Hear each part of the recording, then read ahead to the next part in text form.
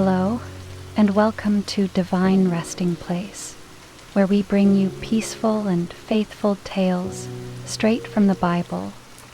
Here, we journey through the timeless stories of Scripture, chapter by chapter, crafted to help you experience deep and restful sleep, all while being surrounded by the comforting words of God. If our stories bring you peace and help you sleep, we'd love for you to subscribe to the channel so you never miss a new episode. Be sure to like this video to let us know you enjoyed it, and share it with someone who might need a peaceful night's rest in God's Word. Lastly, we'd love to hear from you. Drop a comment below and let us know where you're watching from and how these stories are blessing you.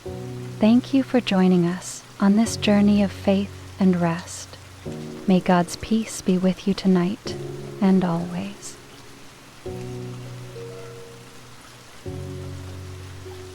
So God blessed the seventh day and made it holy, because on it God rested from all his work that he had done in creation. Genesis 2:3. As the final rays of the sixth day's sun dipped below the horizon, the world grew still. Creation, a perfect masterpiece crafted by the hand of the Almighty, was complete. The heavens shimmered with countless stars, their light casting a gentle glow over the earth. The Creator, in his infinite wisdom, declared this seventh day holy, a time to rest and reflect on the wonder of what had been formed. The world lay in a state of unparalleled peace. The gentle rustle of leaves whispered through the trees, carried by a soft, warm breeze. Streams flowed with a soothing melody, their waters crystal clear as they danced over smooth stones. Every corner of the earth exuded tranquility, as if creation itself was joining in the Sabbath rest. This was no ordinary rest. It was the culmination of God's intricate design, a pause to delight in his work. Mountains stood tall, bathed in the golden glow of the morning sun. Valleys stretched wide, adorned with vibrant flowers that swayed gently in harmony with the rhythm of the breeze. It was a scene of perfection, untouched and pure. As the Sabbath morning unfolded, a sacred stillness blanketed the earth. The sounds of life were gentle, as if creation itself respected the sanctity of the day. Birds chirped softly, their melodies blending seamlessly with the rustling of leaves. Every living thing seemed attuned to the holiness of the moment. In the Garden of Eden, the beauty of creation was unparalleled. Rivers shimmered under the sunlight, winding their way through lush greenery. The animals moved gracefully, undisturbed and in harmony. Lions rested peacefully beside lambs, and eagles soared gently above, their wings barely stirring the air. This day was different. It was a day for reflection and gratitude. Adam and Eve walked through the garden, their hearts filled with awe at the masterpiece surrounding them. The Creator's presence was tangible, filling them with peace and joy.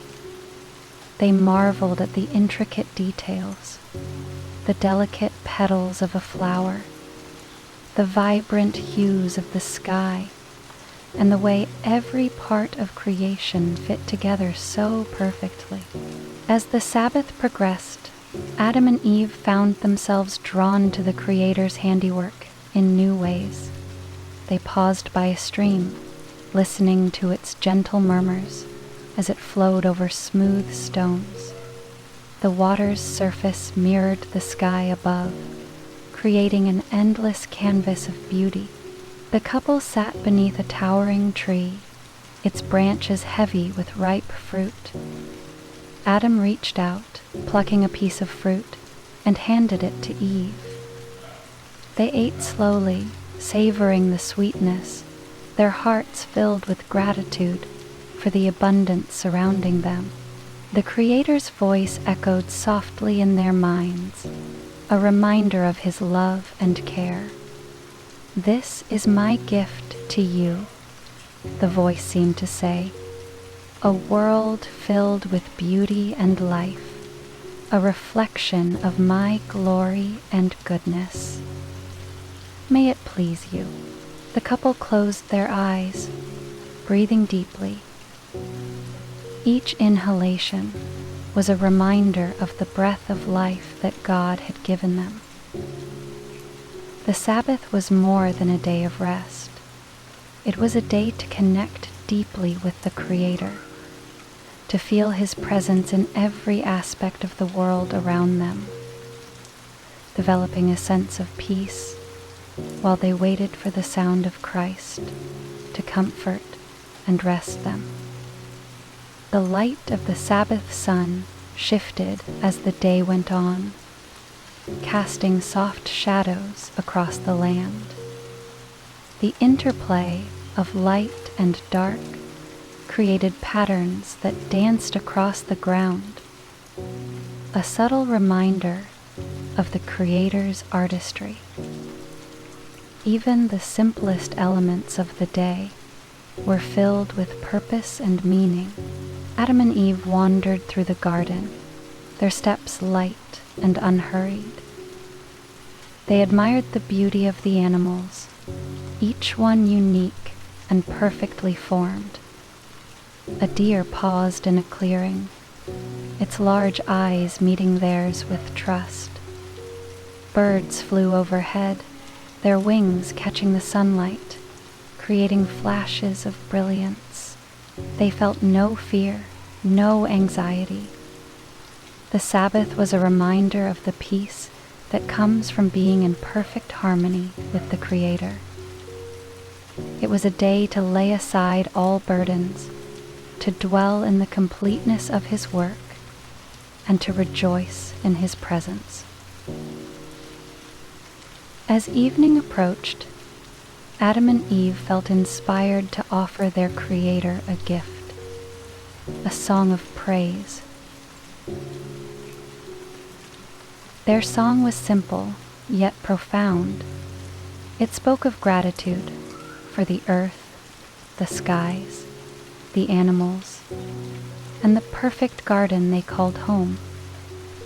They sang of the Creator's goodness, His wisdom, and His love. Each note carried their devotion, filling the stillness of the Sabbath with heartfelt worship. As they sang, the garden seemed to join in. The rustling leaves, the soft hum of insects, and the distant calls of animals created a symphony of praise. Even the stars, now beginning to appear in the darkening sky, seemed to shine brighter in response to their song. The Sabbath sun sank low, casting a warm golden glow over the garden. Adam and Eve found themselves drawn to a high vantage point where they could watch the horizon. The first sunset of creation unfolded before their eyes, a masterpiece painted by the Creator Himself. The colors were beyond words. Vivid oranges, soft pinks, and deep purples filled the sky, blending seamlessly into the deepening blue of twilight. The couple stood in awe, their hearts full of wonder and peace. The sunset was a reminder of the Creator's artistry, His ability to bring beauty to every moment. As the day gave way to night, Adam and Eve felt the deep satisfaction that comes from resting in the Creator's presence. The Sabbath was a time to let go, to trust completely in His provision, and to bask in the peace of His love. Night fell gently over the garden, bringing with it a celestial canopy of stars. The moon rose, casting a soft, silvery light over the land. Adam and Eve lay on the cool grass, gazing upward. The stars seemed endless, a testament to the Creator's infinite power and majesty. In the stillness of the night, the couple felt a deep connection to the Creator. The vastness of the universe reminded them of His greatness, while the intimate details of the garden spoke of His care. He was both transcendent and near, a God who created the stars, yet walked with them in the cool of the day. Their hearts were at peace, resting in the assurance of His presence. The Sabbath was not just a day of rest, it was a celebration of the Creator's love, a reminder that they were deeply valued and cherished. As the night deepened, a gentle breeze swept through the garden, carrying with it whispers of the Creator's voice. Though unseen, His presence was felt in every leaf, every blade of grass, and every ripple in the streams. The sound was soothing, like a lullaby sung by a loving parent to their children. Adam and Eve sat quietly beneath a tree, listening intently. The whispers spoke of peace and purpose, a reminder of their role as caretakers of this magnificent creation. They felt a deep sense of responsibility, but also overwhelming gratitude for the trust the Creator had placed in them. The animals, too, seemed to sense the sacredness of the moment. Lions stretched lazily beside lambs, their breathing calm and steady. Birds nestled in the branches above, their soft chirps adding to the serene atmosphere. It was a picture of perfect harmony, a reflection of the Creator's desire for His world. The Sabbath was a gift, and Adam and Eve began to understand its purpose more deeply. It was not merely a pause from activity, but an invitation to dwell in the fullness of God's provision. The Creator had designed everything perfectly, and this day was a time to marvel at His handiwork. Without distraction, they wandered to the edge of a glistening lake, its surface smooth and reflective under the moonlight. Sitting by the water's edge, they dipped their hands into the cool, refreshing water, feeling connected to the life it sustained. It was a moment of profound peace, a reminder that rest was not idleness, but a holy act of trust. Adam turned to Eve, his voice soft yet filled with awe. This rest is sacred, a time to remember that all we need has already been provided by the Creator. In Him there is no lack. Eve nodded, her heart full, as the stars above seemed to echo their gratitude. And in Him, as midnight approached, the garden seemed to sing a lullaby of its own. The gentle hum of insects, the rustle of leaves in the breeze, and the distant murmur of a waterfall blended into a soothing melody. The Sabbath was not only for Adam and Eve, but for all of creation. A shared moment of peace and reflection. Adam and Eve lay side by side on the soft grass, gazing at the stars. Their hearts were filled with a quiet joy, the kind that comes from knowing they were part of something far greater than themselves. The Sabbath was a time to rest in the Creator's love and to trust in His perfect plan. They whispered prayers of gratitude, their voices barely audible above the garden's symphony. Thank you, Creator, for this day of rest, for this gift of peace, and for your constant presence. As sleep overtook them, they felt surrounded by a love so vast it was beyond comprehension. The first light of dawn spread softly across the garden, awakening creation with a gentle touch. The sky, painted in soft hues of gold and lavender, signaled the start of a new day. But this day was still sacred, the Sabbath continuing its quiet rhythm. Adam and Eve stirred, refreshed and renewed by the previous night's rest. The dew glistened on the leaves, and the fragrance of blooming flowers filled the air. It was as if the garden itself had been refreshed, reflecting the restorative power of the Sabbath. They rose and walked to a nearby grove of fruit trees, their steps unhurried. The Sabbath was teaching them to savor each moment, to find joy in the simple beauty of the Creator's work. They spoke little, allowing the stillness to fill their hearts with peace. As the morning unfolded, the Creator's presence felt especially near. Adam and Eve walked hand in hand, their hearts attuned to His voice. It was not a voice heard with the ears, but with the soul, a comforting assurance that they were deeply loved and cared for. They paused by a waterfall, its cascading waters sparkling in the sunlight. The sound was mesmerizing, a constant reminder of the Creator's sustaining power. Adam knelt and cupped the water in his hands, offering it to Eve. She drank, the coolness refreshing her spirit. "This is His provision," Adam said softly. "Every stream, every tree, every breath we take is a testament to His goodness." Eve smiled, her heart full of gratitude. The Creator's presence in the garden was not just a comfort. It was their source of life and joy.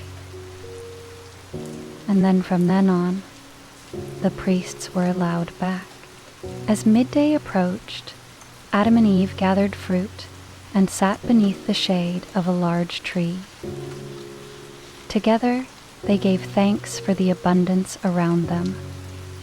Their prayer was simple but heartfelt, a quiet expression of their dependence on the Creator.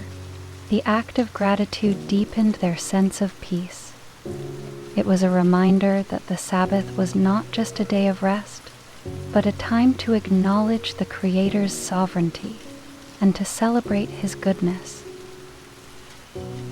Each bite of fruit was savored, a physical reminder of His provision. Their gratitude extended beyond words.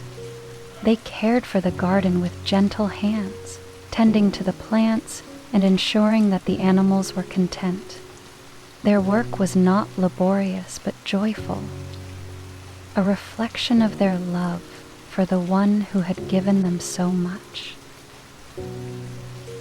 The Sabbath was a time to restore harmony, not only with the Creator, but also with creation itself.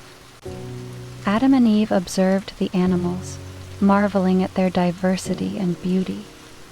They saw no fear, no struggle, only peace and cooperation. A small bird landed near Eve's hand, chirping softly. She extended her fingers, and the bird hopped onto her palm. Adam chuckled, his eyes sparkling with delight. "Even the smallest of creatures trusts us," he said. "It is a reflection of the Creator's perfect design." The couple spent the afternoon exploring the garden, their hearts filled with awe. They felt deeply connected to the land, the animals, and each other. The Sabbath was teaching them to see the Creator's hand in everything, to find joy in the ordinary. The hour of the night sky was rising. As the day began to wane, long shadows stretched across the garden. The golden light of the setting sun bathed everything in a warm glow. Adam and Eve sat on a hillside, their eyes fixed on the horizon. "This day is a glimpse of His glory," Eve whispered. Adam nodded, his gaze unwavering. It is a reminder of what it means to rest in Him, to trust completely in His love and provision.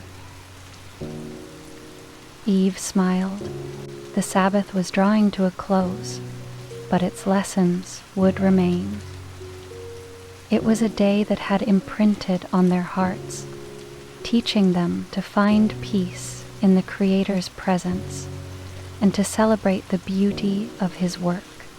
As night fell once more, the stars reappeared, their light shimmering against the dark canvas of the sky. Adam and Eve lay on the grass, their hearts filled with a deep, abiding peace.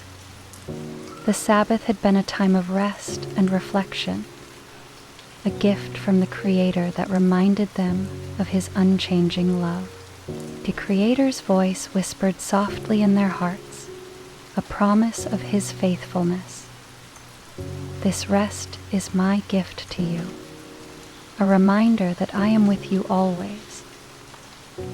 Adam and Eve closed their eyes, their souls at peace. They knew that the Sabbath was more than a day. It was an eternal promise of the Creator's love. The evening air was rich with the sounds of life.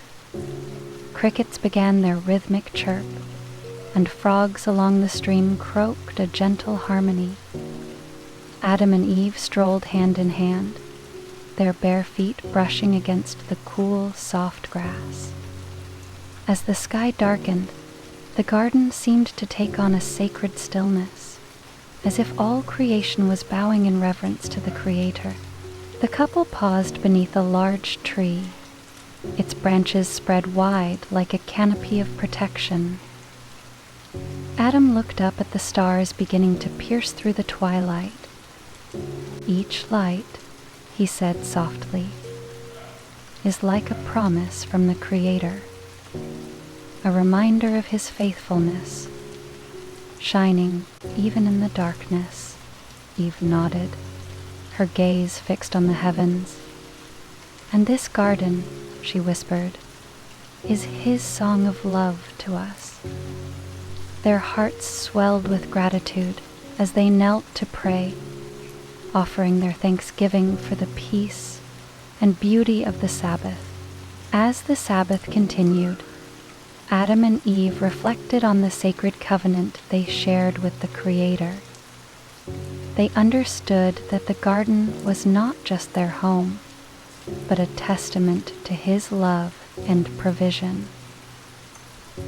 The Sabbath itself was a promise, a covenant of peace and rest. They wandered to a small glade where a bubbling spring emerged from the ground, its water crystal clear. Adam knelt to cup the water in his hands, drinking deeply. "Even this," he said, "is a reminder of His provision. He has given us everything we need." Eve sat beside him, watching the water flow. "The Sabbath teaches us to trust, to rest in Him completely," she said. "It is a gift, not just for today, but for all the days to come." Their words were spoken in quiet reverence, their hearts attuned to the Creator's presence. As darkness fully enveloped the garden, the nocturnal creatures emerged, their movements quiet and deliberate. Owls hooted softly from the trees, their calls echoing through the still night air. Fireflies dotted the landscape, their tiny lights flickering like stars come to earth.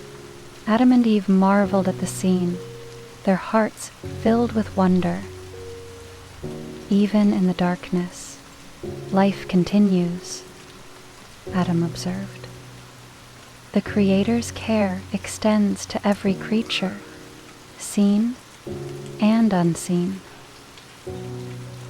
Eve smiled as a family of deer moved gracefully through the shadows, their steps barely audible.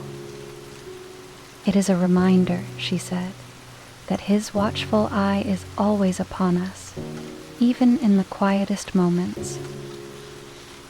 The couple sat silently, their spirits calmed by the gentle rhythms of the night. The Sabbath was a day without fear, a day where Adam and Eve felt the fullness of the Creator's protection and provision. There were no shadows of doubt, no anxieties about the future, only the deep assurance that they were held in His loving care. As they sat by a calm pond, Eve watched the reflection of the stars on the water's surface.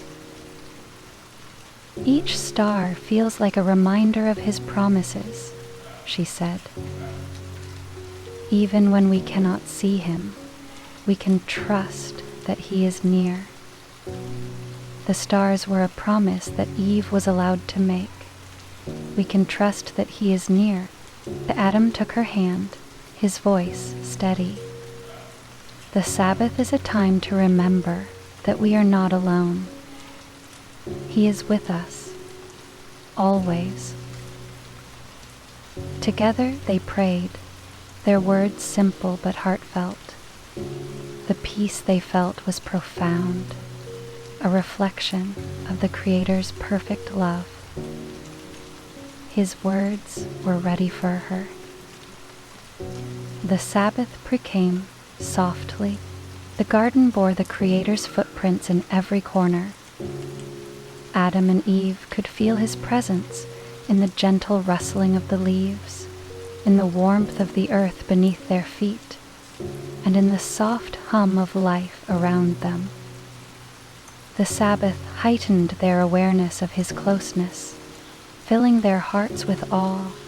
As they wandered to a meadow, they noticed a group of rabbits nibbling on clover, their movements quick and playful. "Even they reflect His joy," Eve said with a smile. Adam nodded. "All creation sings His praises, each in its own way." They knelt together in the meadow, their prayers blending with the song of the night. The Creator's presence felt near, His love wrapping around them like a warm embrace. The Sabbath revealed the rhythm of creation, a steady pulse that reflected the Creator's order and purpose. Adam and Eve felt this rhythm in the gentle sway of the trees, in the flowing streams, and in the rise and fall of their own breaths. They walked to a hillside overlooking the garden, the view expansive and breathtaking. Adam spread his arms wide, taking in the scene. "Everything is as it should be," he said, his voice filled with wonder. His neck dripped. Eve leaned against him, her heart full. The Sabbath reminds us to pause, to align ourselves with the Creator's rhythm. It is a time to simply be. Their words hung in the air, a quiet affirmation of the sacredness of the day. As the Sabbath drew to a close, Adam and Eve felt a deep sense of rest, not just physical rest, but rest for their souls. They understood that the Creator's invitation to the Sabbath was an invitation to the Sabbath, to let go of striving and rest in His arms. They returned to their favorite tree, its branches spreading wide like a shelter. Sitting beneath its shade, they shared their thoughts and reflections. "The Sabbath is a gift," Adam said. "A reminder that we are His, completely and forever." Eve nodded, her eyes shining with peace. "And in Him we lack nothing. He is our everything." Together they prayed, their words filled with gratitude for the gift of the Sabbath.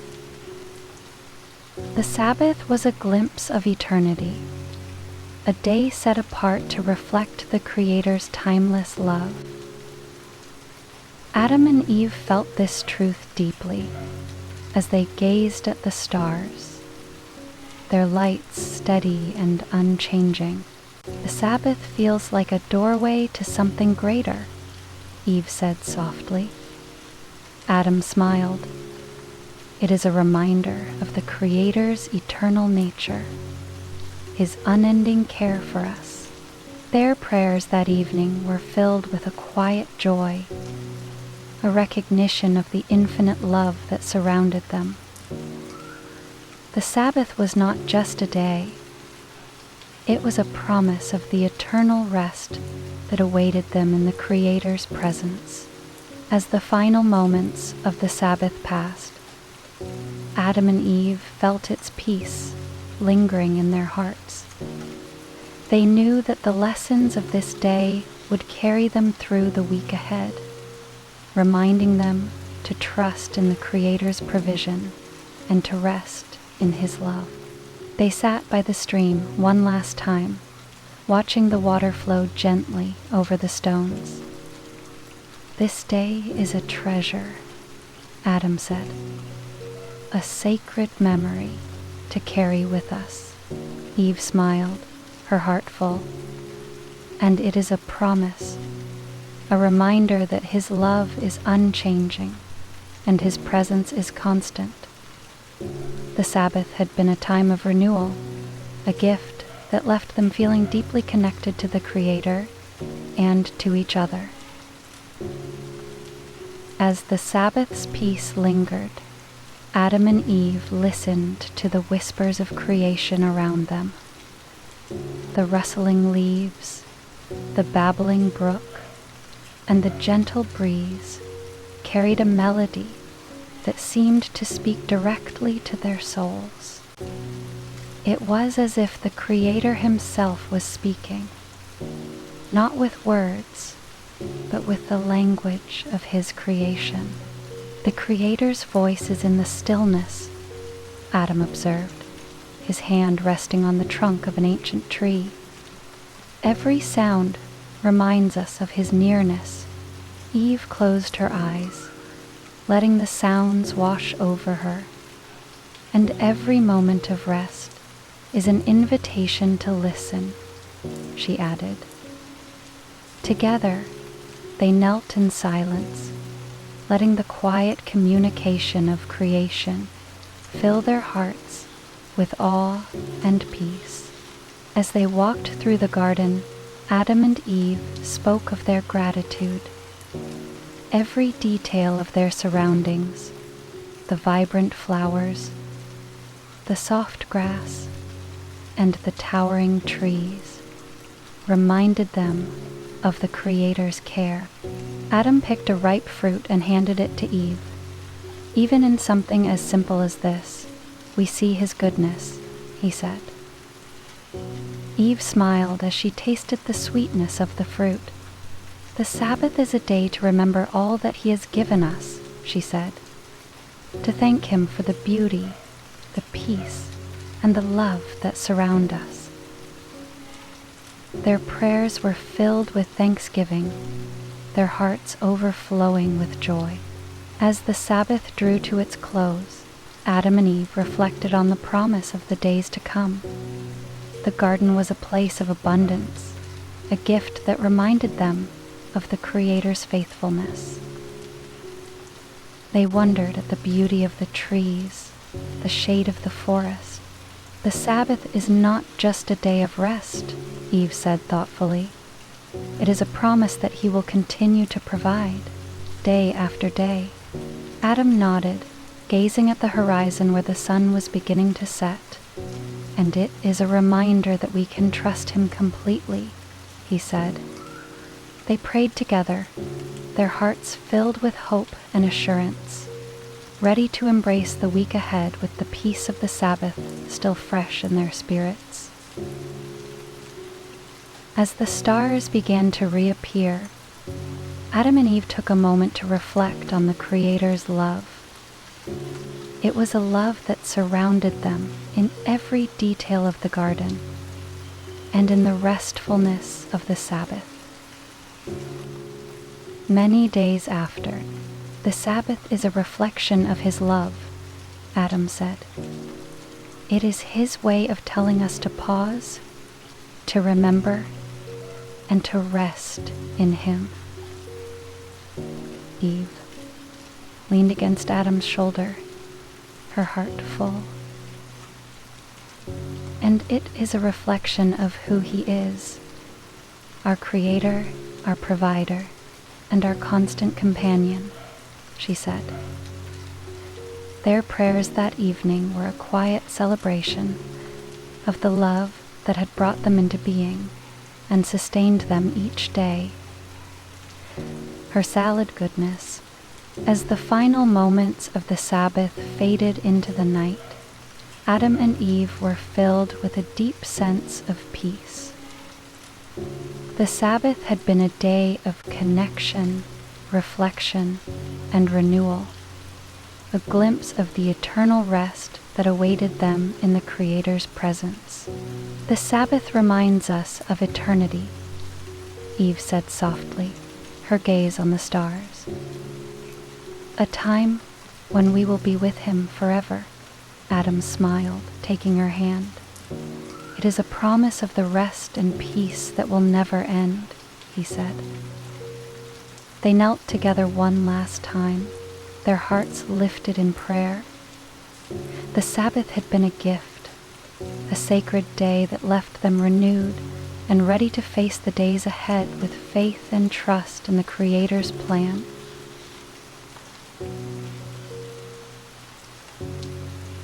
"Behold, your servant has found favor in your sight, and you have shown me great kindness in saving my life."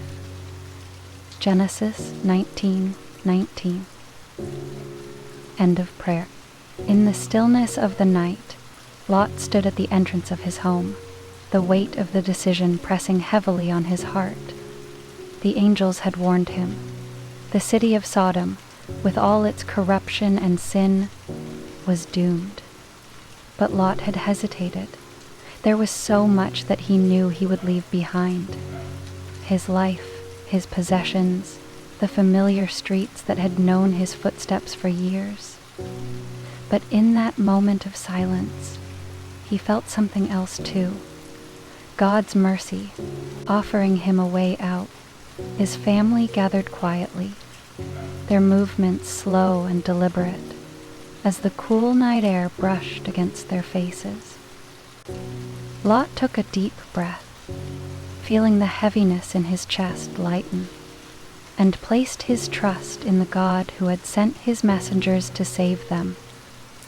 It was not easy to leave, but Lot knew this was the path of safety. The angels had given them one command: escape to Zoar. As they walked, the city of Sodom behind them, the night was eerily quiet, save for the occasional rustling of leaves and the distant hoot of an owl.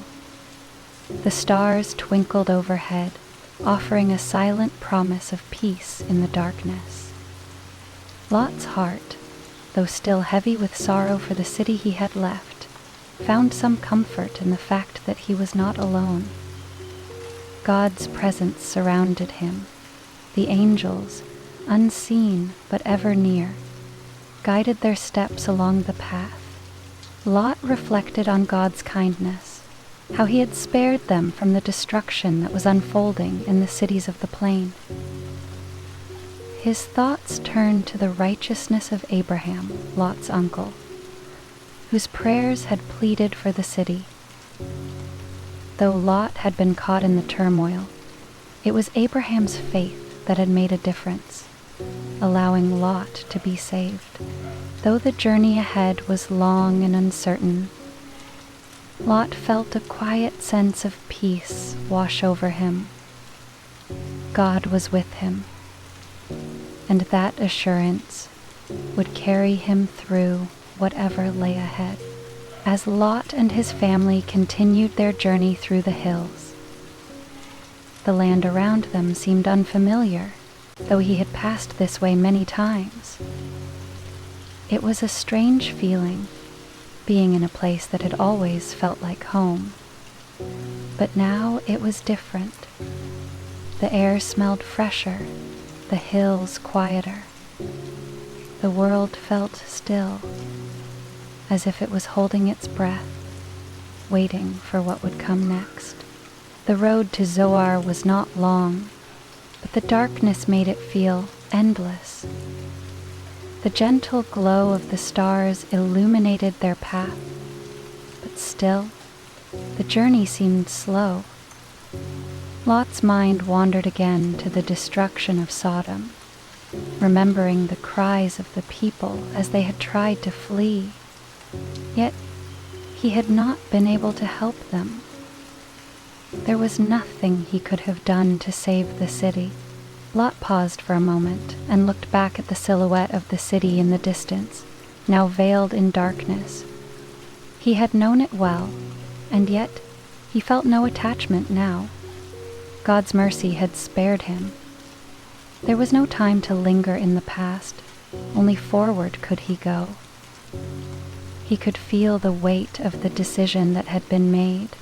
His wife, silently walking beside him, glanced at him, her face showing the same sense of loss and uncertainty. Lot could see it in her eyes. She missed the life they had known, the comforts they had enjoyed. But the urgency of the moment was evident in her silence. The angels had urged them not to look back. They walked in quiet companionship, the sound of their footsteps soft in the night. Lot could feel the reassurance of God's hand guiding them, leading them safely through the night. There was no fear, no panic, just the peaceful sense that they were walking in the direction God had chosen for them. As they approached the foothills leading to Zoar, Lot paused to take in the view of the land below. The rolling hills stretched out beneath the endless sky, and he could see the faint outline of the town ahead. But as he looked at it, something in him stirred, a longing for the city that was now gone. But it was not the physical city that he missed. It was the life he had lived there. Lot had spent so many years building a life in Sodom, a place that had once felt like home. The bustling markets, the friendships, the comforts of living in a city with great wealth and influence. Yet, as he looked toward Zoar, he realized that all that he had left behind was merely fleeting. The things of this world were temporary. The things of this world were temporary. The things of this world were temporary. The things from this world were temporary. The things from which God was made were fickle and falling. Acres and acres of land, caves and caves of field. Lord, he whispered, thank you for your mercy. Thank you for sparing me and my family. I trust that you will lead us where we need to go. A gentle breeze rustled the trees, and in that moment, Lot felt a quiet peace. God had saved him from destruction, and in this moment, Lot was free from the worries of his past. There was no longer any need for him to look back. He could move forward with hope, knowing that God's plans for him were good. As the family approached Zoar, Lot felt a weight lift off his shoulders.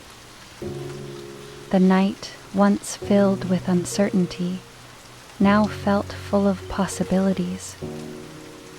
He had been given a new beginning, a chance to start fresh, and with God's guidance, he would walk into that future with peace in his heart.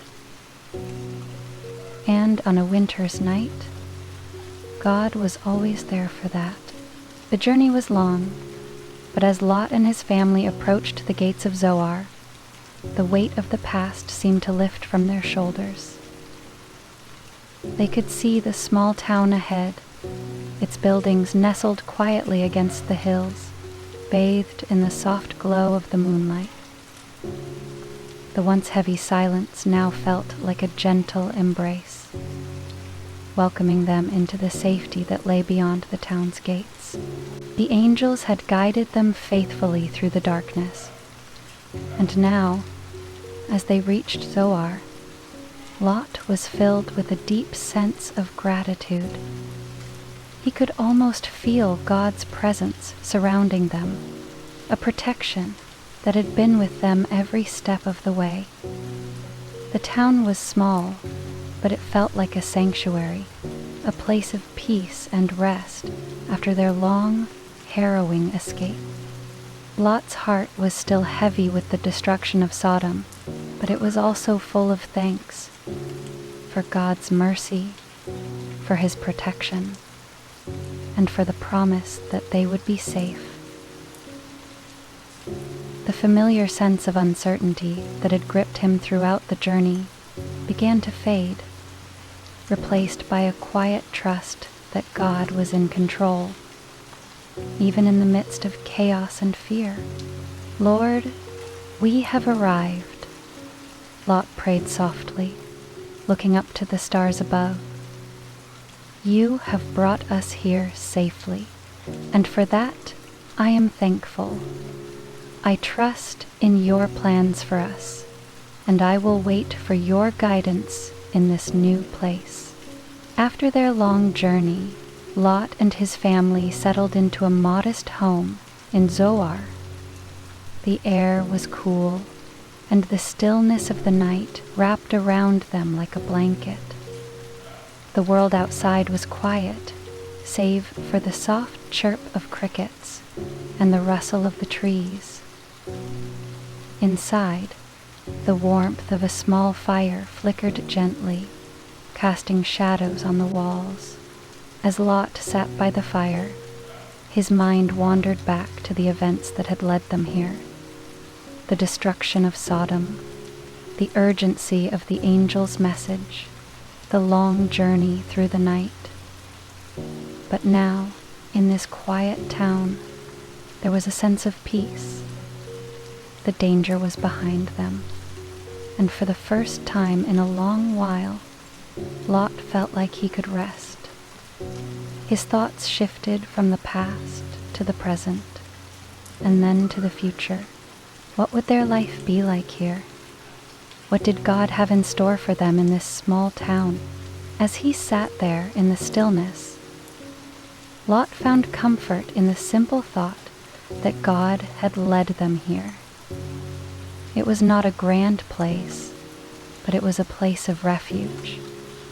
And in that refuge, Lot could find rest. His family could find peace, and together they could begin to rebuild, trusting in God's provision every step of the way. As Lot sat outside, gazing at the stars that stretched endlessly above him, he was filled with awe at the vastness of God's creation. The same stars that had shone over Sodom now filled the night sky over Zoar. The heavens, in all their beauty, were a constant reminder of God's presence. And in the quiet of the night, Lot could hear the whispers of God's faithfulness. "Lord, you have been faithful to me," Lot whispered, his voice barely above a breath. "In the midst of the destruction, you spared my life. You guided me safely here, and I trust that you will continue to guide us." The peace of the moment wrapped around him like a warm embrace. The city he had known was gone, but God's presence was with him still. And in that moment, Lot realized that it was not the city that had provided security. It was God. He was the true source of peace. He thought about the mercy God had shown him, how he had saved him despite his own shortcomings. Lot was not perfect, but God had been merciful. And in the stillness of the night, Lot's heart swelled with gratitude. Elazes was his father.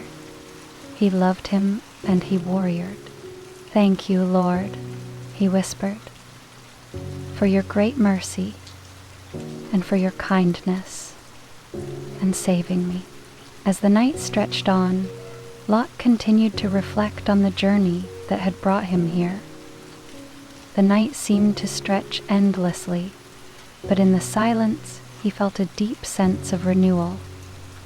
The past was behind him, and the future, though uncertain, was full of hope. Lot had been given a second chance, a chance to start fresh, to rebuild, and to live in peace. God had shown him mercy, not just by saving him from the destruction of Sodom, but by bringing him to Zoar, a place where he could heal and rebuild his life. God had shown him mercy and a chance to start fresh, to rebuild and rebuild his life. He thought about his family, about how they had walked together through the night, how they had trusted God's guidance. And now, here in Zoar, they had a chance to make a new life. It would not be easy, but Lot trusted that God would provide. And with that trust, Lot fell asleep, his heart at peace. The angels had guided him safely to Zoar, and God's hand was upon him. In the stillness of the night, he knew that God's promises were sure, and that no matter what the future held, God would always be with him. The first light of morning gently broke through the horizon, casting soft hues of pink and gold over the land. Lot awoke to the quiet beauty of the new day, feeling the warmth of the sun kiss his skin. The events of the previous night, fleeing Sodom, seeking refuge in Zoar, seemed like a distant dream, but the peace in his heart felt very real. He stepped outside into the stillness of the early morning, his feet brushing the cool earth as he looked around at the small town that now represented his new beginning. Zoar was modest, but there was a sense of calm here that soothed his weary soul. It was not the bustling, prosperous city of Sodom, but it was a place where he could breathe again, where God's mercy had brought him and his family to safety. Lot offered a prayer of thanks to God for this new day, for the safety of his family, and for the refuge that Zoar provided. He thought about how God had led him here with such precision, even through the darkest night. He could now see the hand of God in every detail of the journey. "Lord, thank you for this day, for your mercy and for bringing us to this place of peace," Lot whispered, his heart full of gratitude. I trust that you will lead us in the days ahead, and I will follow your guidance." As the day unfolded, Lot took time to walk through Zoar and see the land that would be his home now. The town, though small, seemed to hold a quiet strength. The homes were simple, and the people went about their daily tasks with a peaceful determination. Lot had much to do. He needed to rebuild his life, his family's life. But he knew that the process would take time. The land was fertile, and with God's blessing, it could be cultivated. He could build a new life for his children, a life rooted in God's provision and peace. Walking through the town, Lot spoke to the townspeople, offering a friendly greeting and helping where he could. He found that they were kind and open, welcoming him and his family into their community. Though Zoar was a quiet place, there was a sense of unity and goodwill that made Lot feel at ease. He knew, however, that true rebuilding would take more than just physical work. It would require patience, faith, and trust in God's guidance. He and his family had been through much, and the scars of the past would not disappear overnight. But Lot was certain that God was with them, and in that certainty, there was hope. As the day wore on, Lot found himself sitting once again outside his home, looking out over the fields that stretched before him. The sun was beginning to set, casting a golden glow over the land. It was a peaceful scene, the kind of peacefulness that only God could provide. The quiet hum of the earth seemed to match the stillness of his heart, and the low hum of the fields that stretched before him. As the day wore on, Lot found himself thought back to the words of the angels, the urgent call to flee Sodom, and the promise that Zoar would be their refuge. He remembered how, despite the terror and confusion of that night, God had remained faithful. "Lord," Lot prayed, "I know you are with me. I trust in your promises, and I know that you will continue to guide us here, in this place. I ask that you help us rebuild, not just our homes, but our hearts as well. May this place be a reminder of your faithfulness and mercy." The days passed, and the town of Zoar became a place of peace for Lot and his family. As they settled into their new lives, they found a rhythm that suited them. The work was steady, and the people of Zoar continued to show kindness and support. Lot spent much of his time working the land, teaching his children the ways of God, and slowly integrating into the community. He knew that it would take time to rebuild everything that had been lost, but with each passing day, the pain of Sodom's destruction became a little more distant. In the end, it was the loss of Jerusalem that provided the means to turn her own fate and take. His family, too, began to heal. The trauma of the past still lingered in their hearts, but they could see that God's hand was at work. They found peace in the little things: shared meals, quiet conversations, and the beauty of the land around them. It was not the life they had once known, but it was a life of peace, and that peace was a gift from God. One evening, as Lot sat with his wife and children around a simple meal, he looked at them with gratitude. The past had been full of uncertainty and fear, but now, in this small town, he could see the beginning of a new chapter.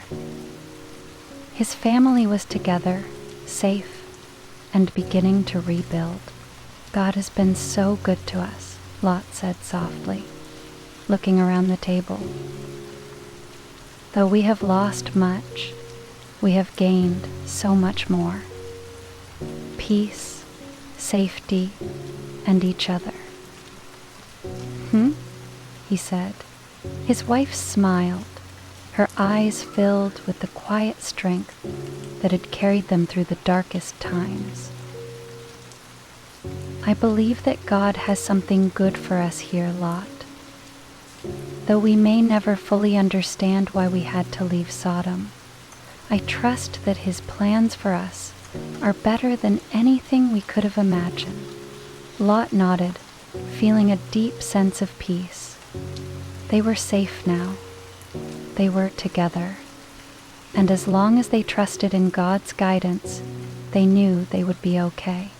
In the days that followed, Lot spent much time in prayer, seeking God's guidance for the future.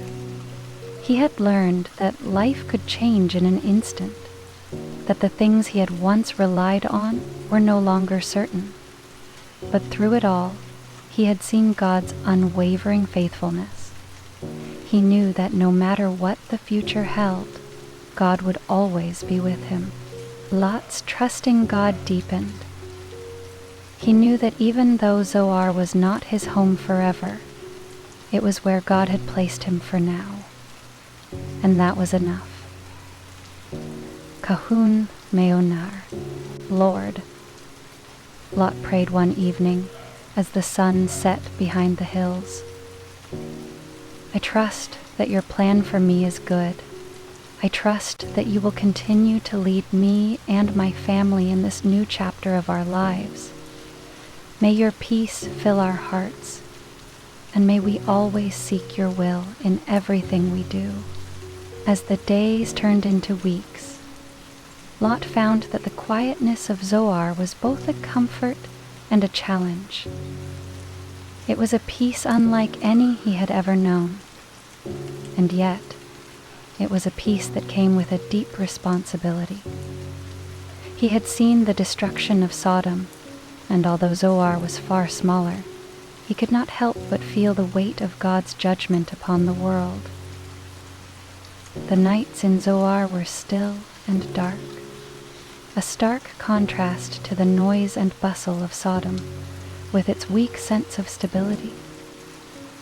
As the days turned into weeks, and by the way the moon was peaceful and dark, as the days turned into weeks, and by the months turned into years, and still, Lot often sat outside at night, gazing at the stars above, listening to the soft rustling of the wind through the trees.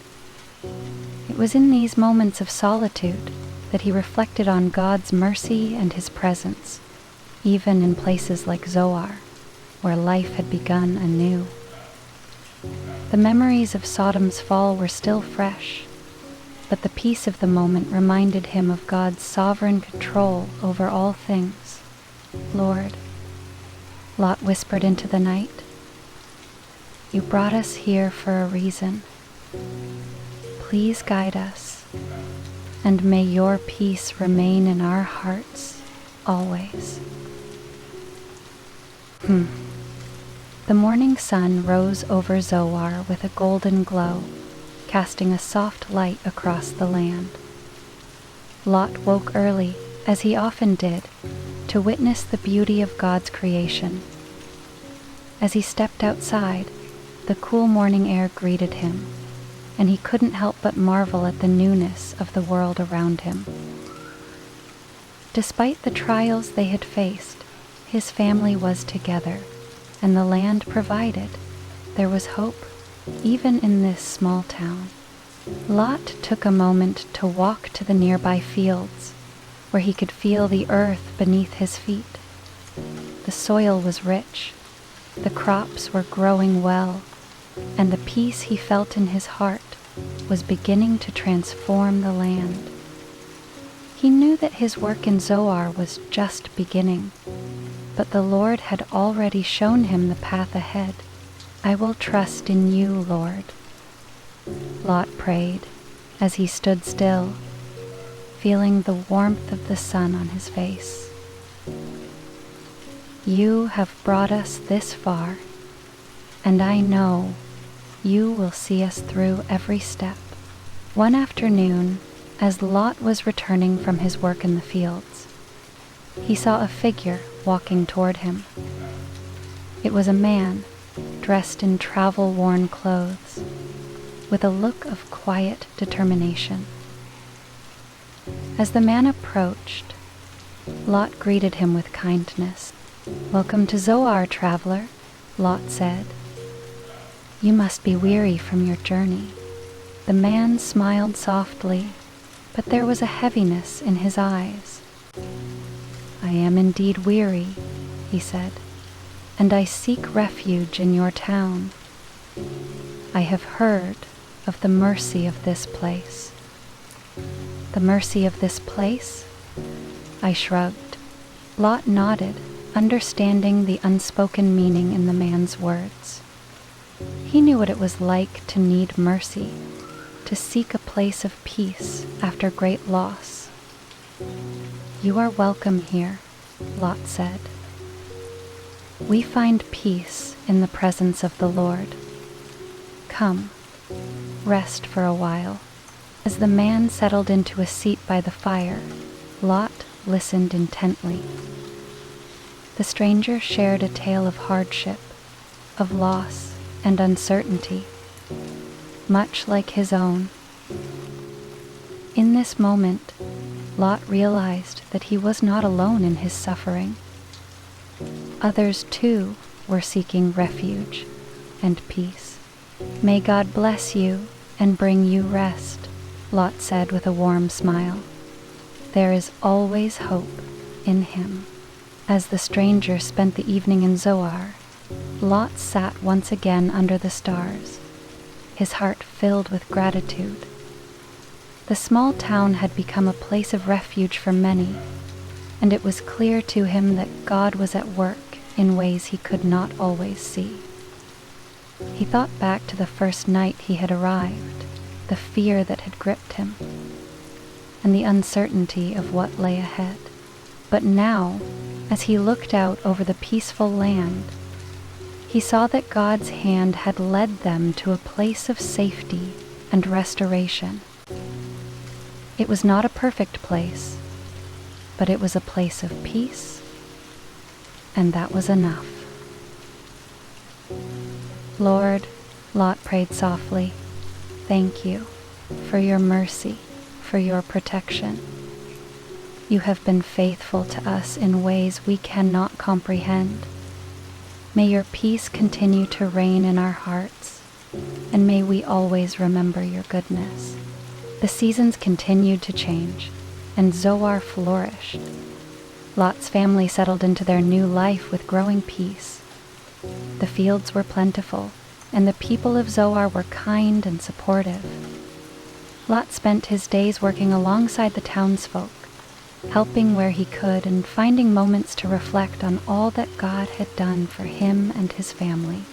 One evening, as the family gathered for supper, Lot looked around at his children, his wife, and the peace that now surrounded them. There was still much work to be done, but the Lord had been faithful to them, and that was enough. He felt a deep sense of gratitude well up inside him. "God has been so good to us," Lot said, his voice full of emotion. "We've been through much, but here we are, together, safe. I am grateful for his provision, for his mercy, and for the love he has shown us." His wife smiled, her eyes reflecting the same gratitude. "He has been our strength, Lot. His peace is what has carried us through." As time passed, Lot began to feel a deeper sense of peace. His heart, once filled with fear and uncertainty, had slowly been healed by the Lord's presence.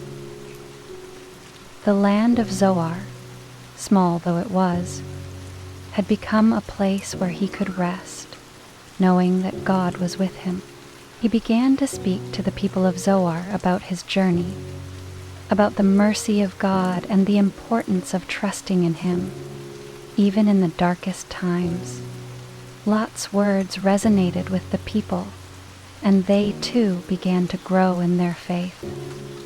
The town of Zoar became a place where the Lord's peace was sought and found, a beacon of hope for those in need of refuge. One evening, as Lot sat by the fire with his family, he marveled at the transformation that had taken place. He had lost much, but in return, God had given him so much more: peace, community, and a renewed sense of purpose. "Thank you, Lord," Lot prayed, "for this new beginning. May your peace continue to guide us in every step." Years passed, and Lot's family flourished in Zoar. The town had grown, and though it remained a small place, it had become known as a place of peace and refuge. Lot's story, his journey of loss and restoration, was shared with the next generation, who learned from his example of trusting in God's provision. As Lot grew older, he found peace in knowing that his life had been a testimony of God's mercy.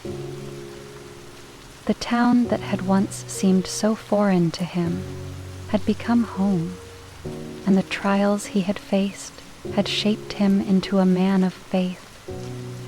His children and grandchildren were raised in the knowledge of God's goodness and faithfulness, and they carried that legacy forward.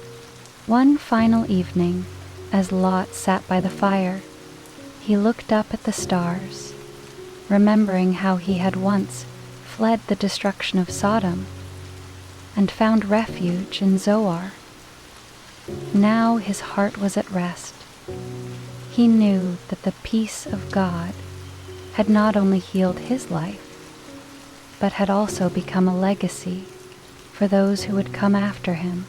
"Lord," he prayed softly, "thank you for all you have done. You have brought peace to my heart, and I pray that your peace will continue to reign in this land for generations to come." End of prayer. Laughter. Years passed, and Lot's life in Zoar settled into a peaceful rhythm. He watched his children grow, marrying and starting families of their own. The small town continued to thrive, and Lot often found himself giving thanks for the quiet beauty of his new life. Every day, he could feel the presence of God, like a steady, comforting hand on his shoulder, reminding him that his journey was not in vain. Sometimes, when the sun was low in the sky, Lot would walk down to the quiet banks of the river near Zoar, taking in the peaceful stillness. He had seen much in his lifetime, both destruction and redemption, and the river's tranquil flow became a symbol of God's enduring mercy and faithfulness. In those moments, Lot would often reflect on how far he had come. The painful memories of Sodom seemed distant now, overshadowed by the peace that God had given him in Zoar. But still, he remembered, "Lord, you have shown me more mercy than I deserve," he would pray. "Thank you for leading me here, for the peace you've given, and for the family I have." End quote. One autumn evening, a weary traveler appeared at the gates of Zoar. His clothes were dusted with the dirt of the road, and his face bore the marks of a long journey. As he approached the town, Lot noticed him immediately. With a heart full of compassion, Lot welcomed him, offering the stranger food, rest, and shelter for the night. The man accepted gratefully, and over a simple meal by the fire, Lot and the traveler spoke of many things. The traveler shared stories of distant lands, of hardships faced, and of victories won. Lot, in turn, shared his own story, the story of a man who had once fled the city of his life's turmoil, only to find peace in a small town called Zoar. As they spoke, Lot realized how much he had grown through the years. The lessons he had learned through his trials had shaped him into a man who sought to bless others, just as God had blessed him. After their meal, the traveler paused, looking into the fire with a thoughtful gaze. "You've experienced much, haven't you?" he asked. Lot nodded, his eyes softening. "Yes, but I've also learned that peace comes in places we least expect." The traveler stayed for several days, and as the days passed, he and Lot grew closer, exchanging wisdom and ideas. The man spoke of distant lands, but Lot noticed that his words held an air of mystery, a hint that he might not be just an ordinary traveler. One evening, as the two sat together under the starlit sky, the traveler spoke of deep things, of faith, and of God's hand in shaping the destiny of all men. As they watched, "Lot," the traveler said gently, "you have experienced both judgment and mercy. Do you not see that your life is part of a greater story? A story that continues long after you are gone." Lot pondered these words, feeling their weight in his heart. He had always known that God was with him, but now he began to understand more fully the vastness of God's plan. It was not just about Zoar, or even his own family. It was about the world, and how each person played a part in God's story. "I understand," Lot whispered. "God's hand is in all things, and I am but a small part of his greater plan." As the years continued to pass, Lot found himself increasingly at peace in Zoar. The town had become a beacon of hope for others, a refuge for those seeking shelter from the storms of life. It was a place where God's peace was not just spoken of, but lived out, day by day. One evening, as Lot walked through the streets of Zoar, he stopped to observe the people around him. Families laughing, children playing, and old friends gathered together. The town had become a community of faith and peace, and it was clear that God had blessed it beyond measure. "Thank you, Lord," Lot prayed silently. "This is the life you've given us, and it is enough." Lot's children, now grown, took on more responsibilities in Zoar, continuing the work their father had begun. They had learned from his example, and, as they did so, the town flourished even more. Lot could see how his legacy of peace was being passed on to the next generation. One evening, as Lot sat with his grandchildren, he realized how far he had come. The wounds of the past had healed, and the hope of the future was bright. His heart was full as he looked at the faces of his family, the children who would carry his story forward. "Your grandfather has walked a long road," Lot said softly to his grandchildren. "But I want you to remember this. No matter how difficult the road may seem, God's peace is always with us." Lot grew older, and though his steps were slower, his heart remained steadfast. He continued to visit the riverbank in the evenings, watching the peaceful flow of the water. The stars above reminded him of the many nights he had spent under their light, praying for peace and understanding. As he sat one final time by the river, he felt a deep sense of fulfillment in his heart. The life he had built in Zoar, the peace he had found in his heart, and the legacy of faith he had passed on to his children were all part of God's greater plan. Lord, he prayed, you have been faithful. I trust in you, now and always. That night, as Lot lay down to sleep, he felt an overwhelming sense of peace, a peace that surpassed all understanding. He had fought many battles, both physical and spiritual, but now he knew that the greatest battle had been won, the battle for his heart. Lot had learned that true peace comes not from the absence of hardship, but from the presence of God. As he closed his eyes, Lot felt the comfort of God's presence, knowing that his work on earth was complete. Thank you, Lord, for all that you have given me, he whispered as he drifted into a peaceful sleep. Lot's life was celebrated by his family and the people of Zoar.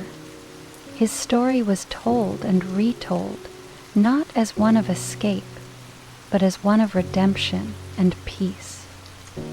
His journey from Sodom to Zoar had been marked by faith, and through it all, Lot had learned to trust in God's plan. His children and grandchildren carried on the legacy of peace and faith, continuing to live in the light of God's love and mercy. Zoar remained a place of refuge for many, and it was clear that Lot's life had made an eternal impact on the town. Before his passing, Lot shared one final lesson with his family and the people of Zoar. He reminded them that God's peace was not just for a moment, but for a lifetime. It was a peace that could not be shaken by circumstances or trials, a peace that only came from trusting in God's sovereignty, wherein we safe lie. Matthew 19:4. God's peace will always be with you, Lot said, his voice full of wisdom. No matter what happens in this life, his peace will guide you home. And so, Lot's life came to a peaceful close. He passed away quietly, surrounded by his loved ones, his legacy of faith and peace, forever etched in the hearts of those who knew him. As the people of Zoar gathered to mourn, they also celebrated Lot's life, a life that had been lived in the peace of God's presence. And in that peace, they found comfort, knowing that God's promise of rest was eternal.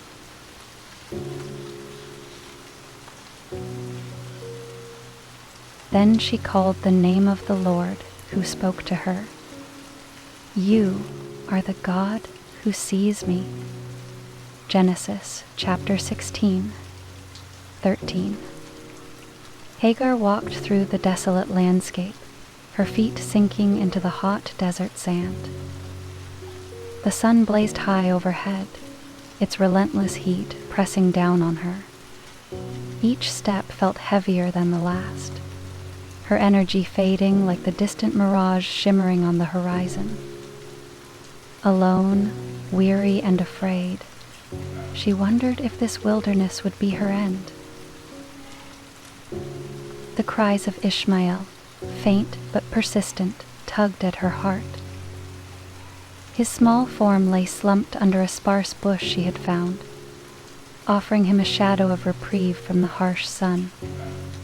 Her throat ached from thirst, her lips cracked and dry. She turned her gaze upward, desperation welling in her chest. "Where are you, Lord?" she whispered, her voice almost lost in the dry air, and she wandered a little further. Her mind replayed the events that had brought her here, the tension in her life as a servant, the conflict with Sarai, and the decision to flee. It all seemed like a blur. But now, as she faced the vastness of the wilderness, she felt utterly abandoned. Yet, in the stillness of the desert, a faint whisper of hope stirred in her heart. Hagar stumbled, her legs shaky beneath her, and as she rounded a small dune, a glimmer caught her eye. It was faint, but unmistakable, the sight of water. As she approached, she found a well, its water clear and cool, offering a relief that felt like a gift straight from heaven. She knelt beside it, cupping the water in her hands, and drank deeply, feeling the life-giving fluid rejuvenate her parched throat.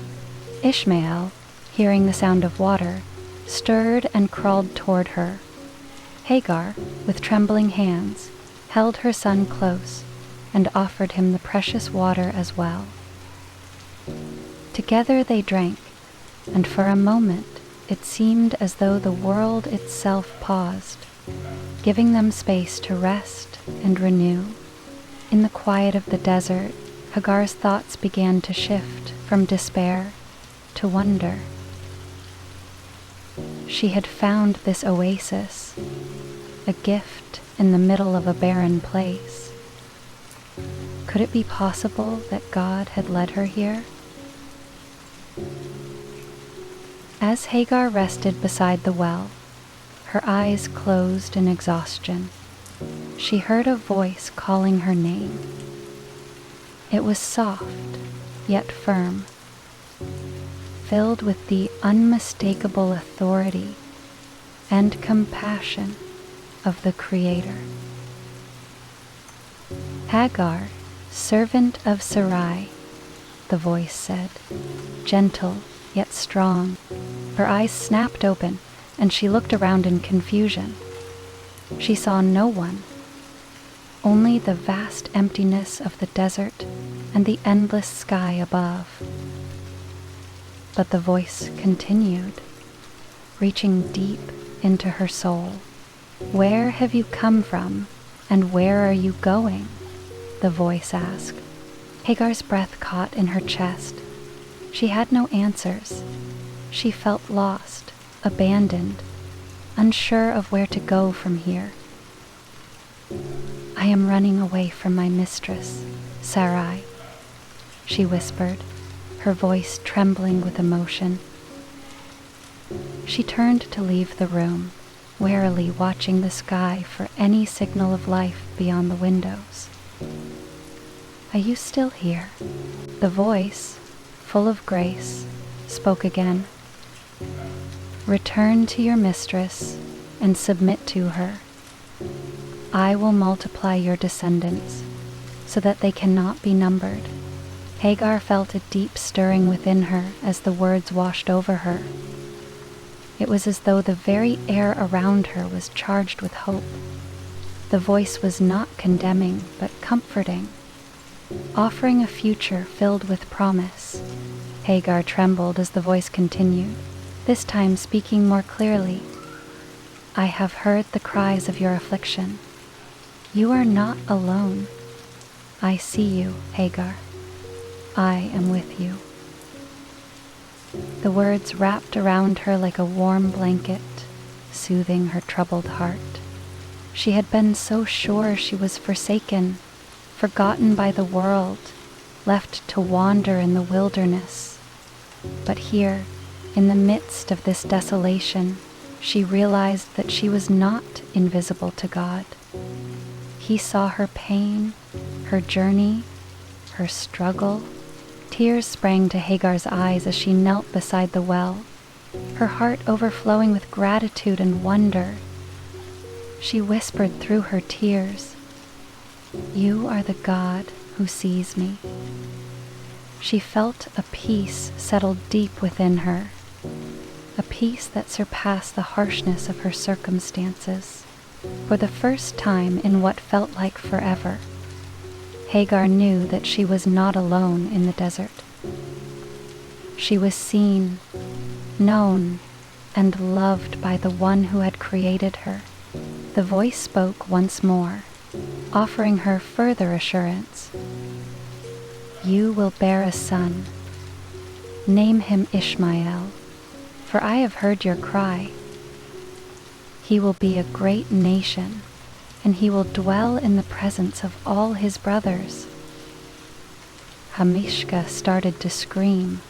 Hagar felt her heart fill with hope. Though her path was uncertain, though the future was unknown, she knew in that moment that God had a plan for her and for her son. His promises were real, and his faithfulness never wavered. She stood, her feet firm in the sand, looking down at Ishmael, who was now asleep in her arms. Hagar's heart overflowed with thanks as she knelt once more, lifting her hands to the heavens. "Thank you, Lord, for seeing me," she whispered. "Thank you for your love and for your promise." In the days that followed, Hagar found herself more attuned to the beauty of the desert. The barren landscape, once a place of fear and confusion, now seemed like a sacred space, a sanctuary where she could encounter God's presence. She continued to rest beside the well, feeling the presence of God close by. Each time she took a drink from the well, it was a reminder of His provision. Each breeze that swept through the desert carried with it the whisper of His love and care. Hagar found herself praying in the quiet, her heart filled with trust in God's plans. Even as the sun set each day and the desert grew cold, she knew she was safe in the arms of a faithful God who would not abandon her. As the weeks passed, Hagar prepared herself to return to Sarai, to the household from which she had fled. It was not an easy decision, but she knew that it was part of God's plan for her life. With Ishmael in her arms, she set out toward the land she had once known. But now, with a heart that was no longer filled with fear, she carried with her the assurance that she was not alone, that the God who had met her in the desert was guiding her every step. Her journey back was not without challenges, but she walked with a quiet strength, trusting in the promise that God would be with her wherever she went. Hagar's return to Sarai's household was marked by a quiet peace.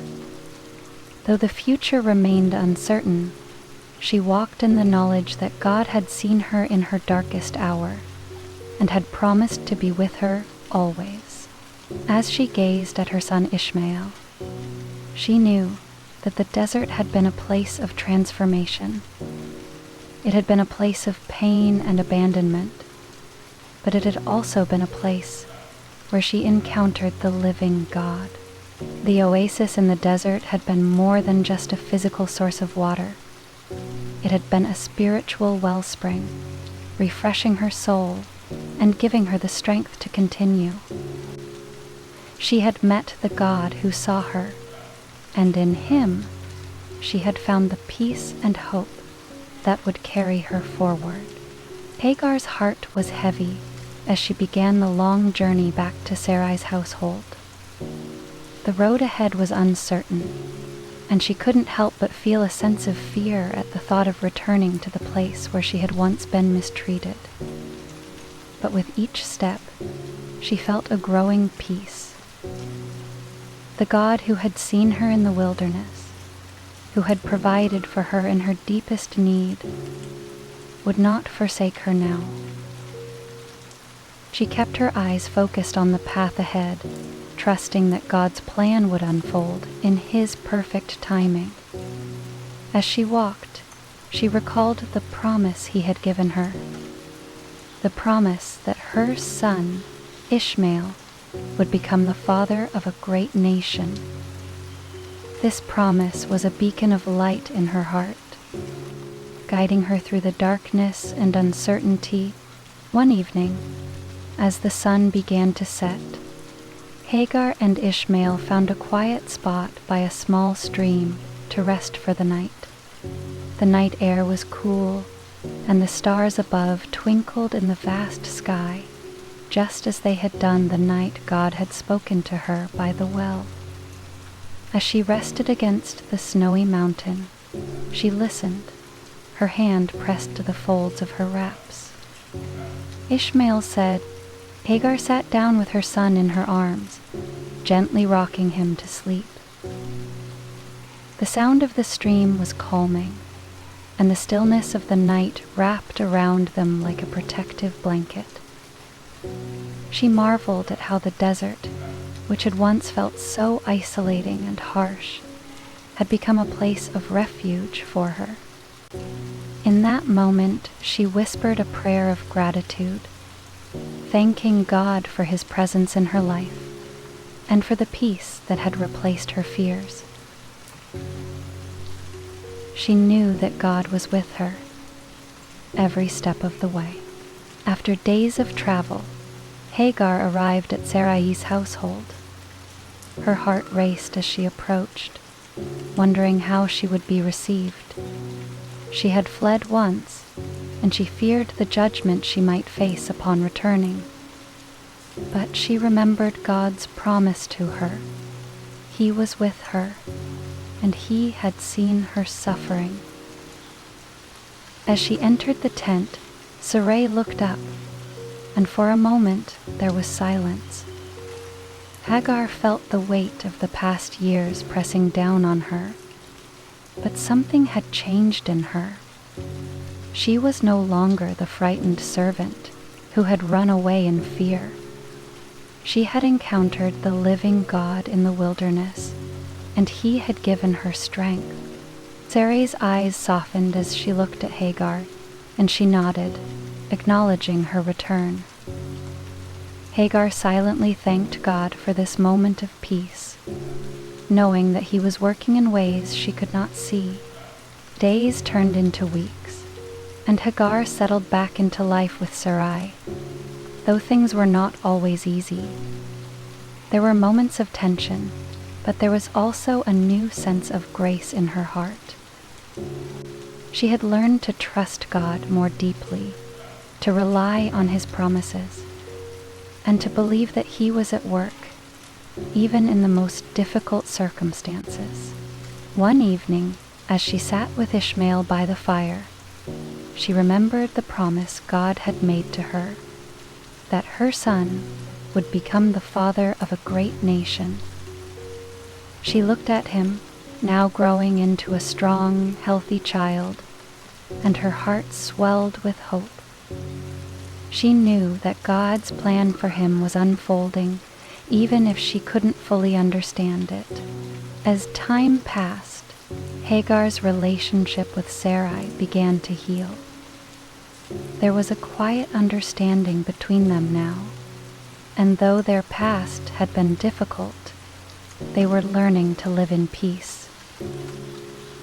Sarai had softened, and Hagar had forgiven her, just as she had experienced God's forgiveness in the wilderness.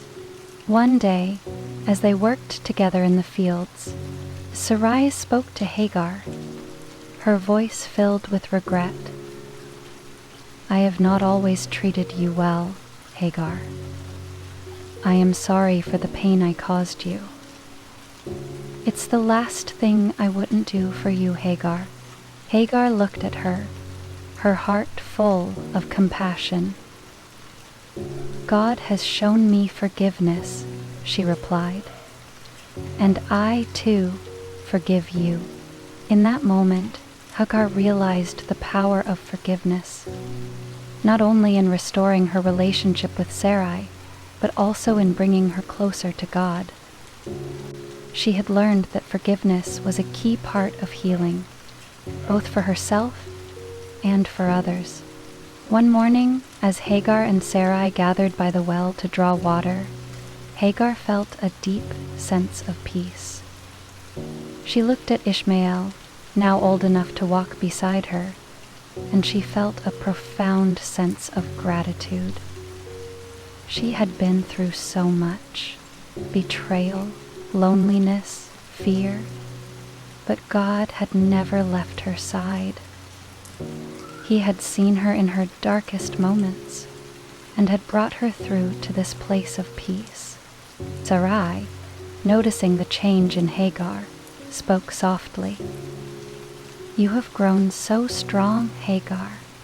I can see that God's hand has been upon you. Releasing her, Sarai watched her son trudge up to the support of a rock tower.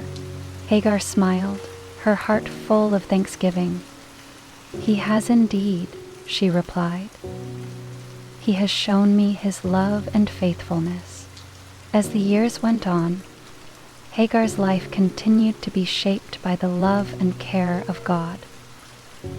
She had found not only provision in the desert, but also direction for her life. She knew that God's promises would be fulfilled in His time, and though she could not see the future, she trusted that He would continue to guide her steps. The wilderness no longer felt like an empty, desolate place. Instead, it had become a reminder of God's presence, a place where He had met her and had shown her that she was never alone. The desert, once a symbol of abandonment, had become a place of divine encounter and renewal. Ishmael, now a young boy, continued to grow in strength and character. Hagar watched him with pride, knowing that he was destined for greatness. She prayed for him daily, asking God to guide his heart and to fulfill the promise that had been spoken over him.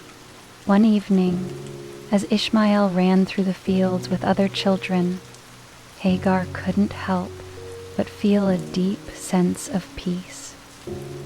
She had been through so much, but now, watching her son, she saw the hope of the future. She trusted that God had a plan for him and that He would fulfill every promise He had made. As Hagar gazed at the stars one evening, she remembered the night when God had first spoken to her by the well in the desert. The stars in the sky had reminded her of God's promises to her and to Ishmael. She knew that God's covenant was eternal and that His faithfulness would never waver. She whispered a prayer of thanks, her heart full of peace. Thank you, Lord, for seeing me. Thank you for your faithfulness and for the promise you have given to my son. Hagar's journey had been long and difficult, but through it all, she had discovered the unwavering love of the God who sees. She had experienced His provision, His forgiveness, and His guidance. She knew that no matter where life took her, God would always be there, watching over her, guiding her, and fulfilling His promises. As she looked at Ishmael, her heart was filled with gratitude. She had come from a place of pain and loneliness, but now she stood firm in the peace of God's presence. The God who saw her in the wilderness continued to see her, and his love would sustain her for all her days, wishes he would.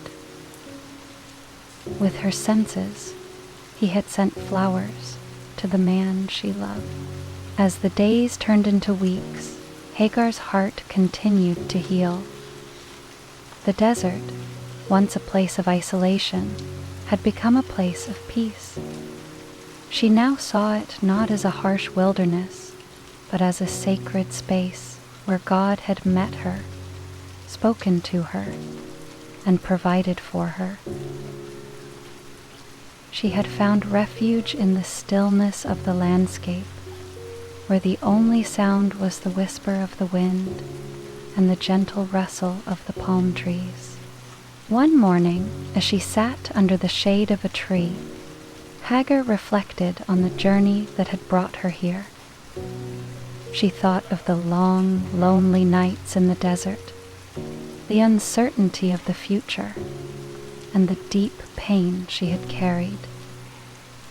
Yet, she also thought of the way God had provided, how he had shown her that she was never forgotten, never forsaken. With Ishmael at play nearby, she knelt to pray, her heart full of thanksgiving. Thank you, Lord, for seeing me. Thank you for your constant presence in my life.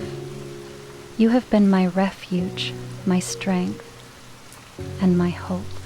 The days seemed to pass in quiet harmony, but Hagar never lost sight of the promise God had made to her, that her son would grow to be the father of a great nation. As Ishmael grew older, he became stronger and more independent.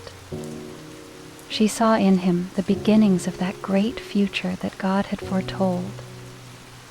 Each time she looked at him, she felt a sense of awe, knowing that he was the fulfillment of God's word. One evening, as Hagar and Ishmael sat together by the fire, she spoke softly to him. You are a blessing, my son. God has great plans for you, and I trust that he will fulfill his promises. Yes. Ishmael, with a look of curiosity in his eyes, asked, What plans, mother? Hagar smiled, brushing a stray lock of hair from his face.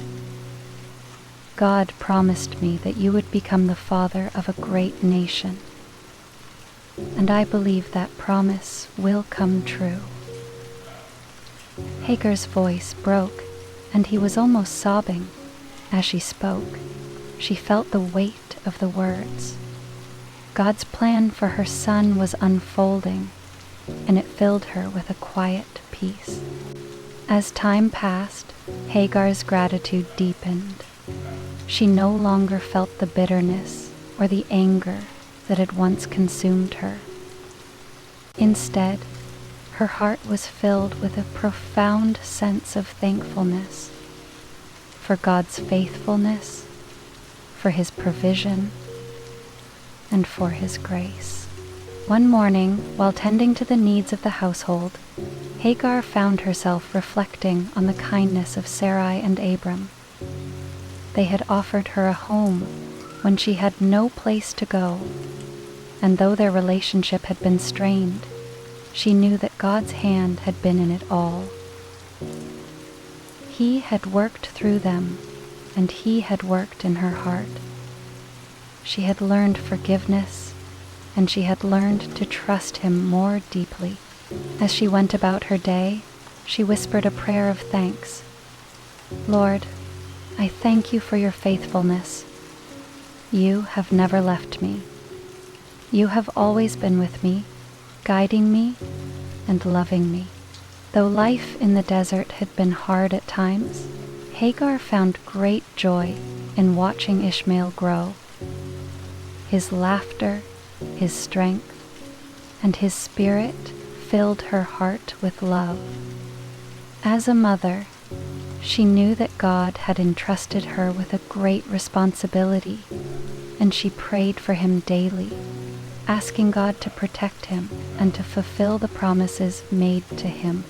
One evening, as Ishmael sat beside her, Hagar looked at him with a deep sense of love.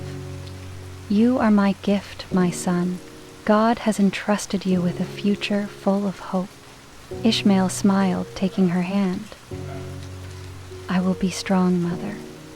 I will do what God has called me to do." As he spoke, he lifted the bird from his chest. In that moment, Hagar felt a peace that only a mother's heart could understand. She knew that no matter what the future held, God's plan for Ishmael was secure.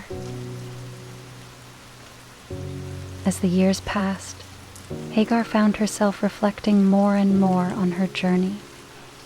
She had experienced much pain and loss, but she had also encountered the deep, abiding love of God. She remembered the well where God had spoken to her, the moment when she had felt truly seen and known by the Creator.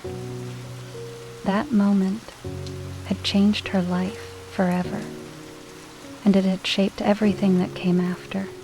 Now, as she sat beneath the vast desert sky, watching the stars twinkle above her, Hagar felt a deep sense of gratitude.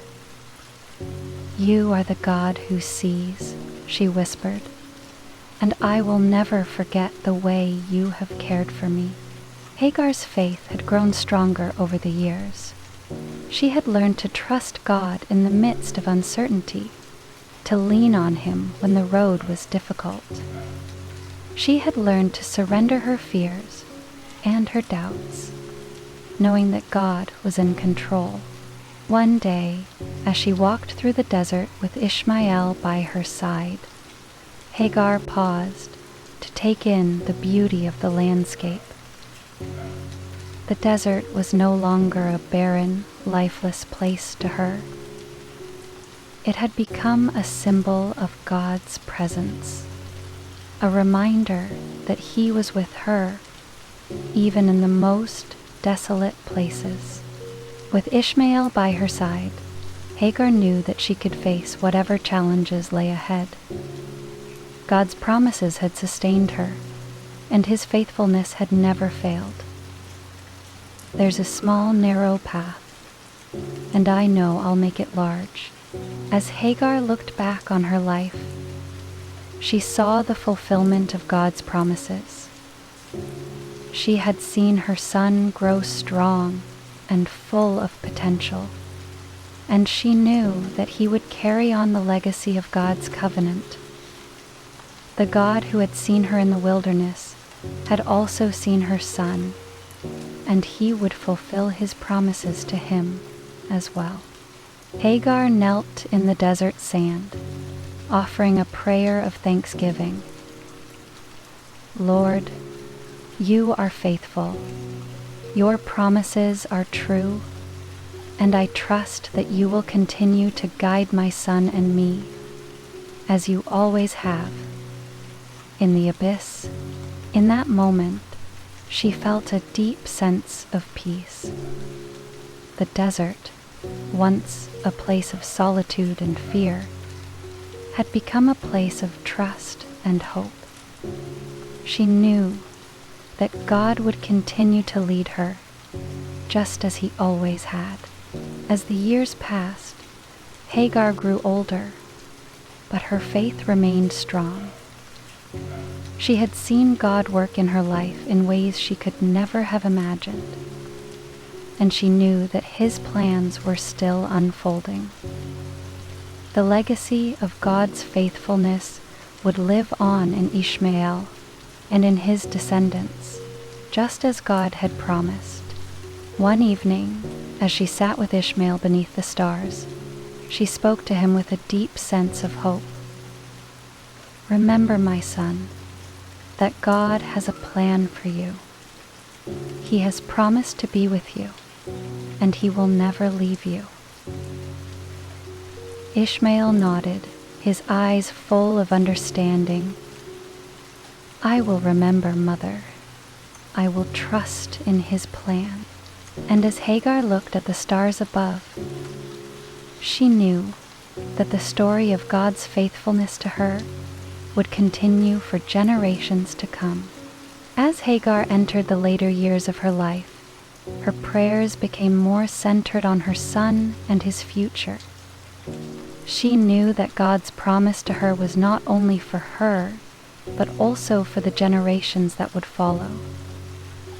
One quiet evening, she sat in the cool shade of a tree, looking at the horizon as the sun began to set. I pray, Lord, for Ishmael. May you continue to guide him as you have guided me. May he always feel your presence, and may he never doubt your faithfulness. Hagar whispered. Her heart was full of gratitude, and she trusted that God would continue to provide, protect, and lead her son through whatever came next. Ishmael, now a young man, sat beside her. He could feel the depth of her love and the weight of her prayers. I know, Mother, he said softly. I know that God has a plan for me. You've taught me to trust him. I will walk in his way. A smile spread across Hagar's face as she placed her hand on his. Years passed, and Hagar's heart grew more at peace with the life she had lived. The wilderness, which had once been a place of hardship, had become a sanctuary.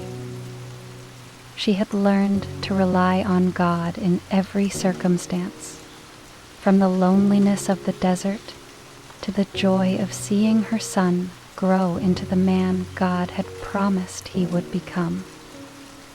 One evening, as Hagar sat outside, looking up at the vastness of the sky, she reflected on all that God had done.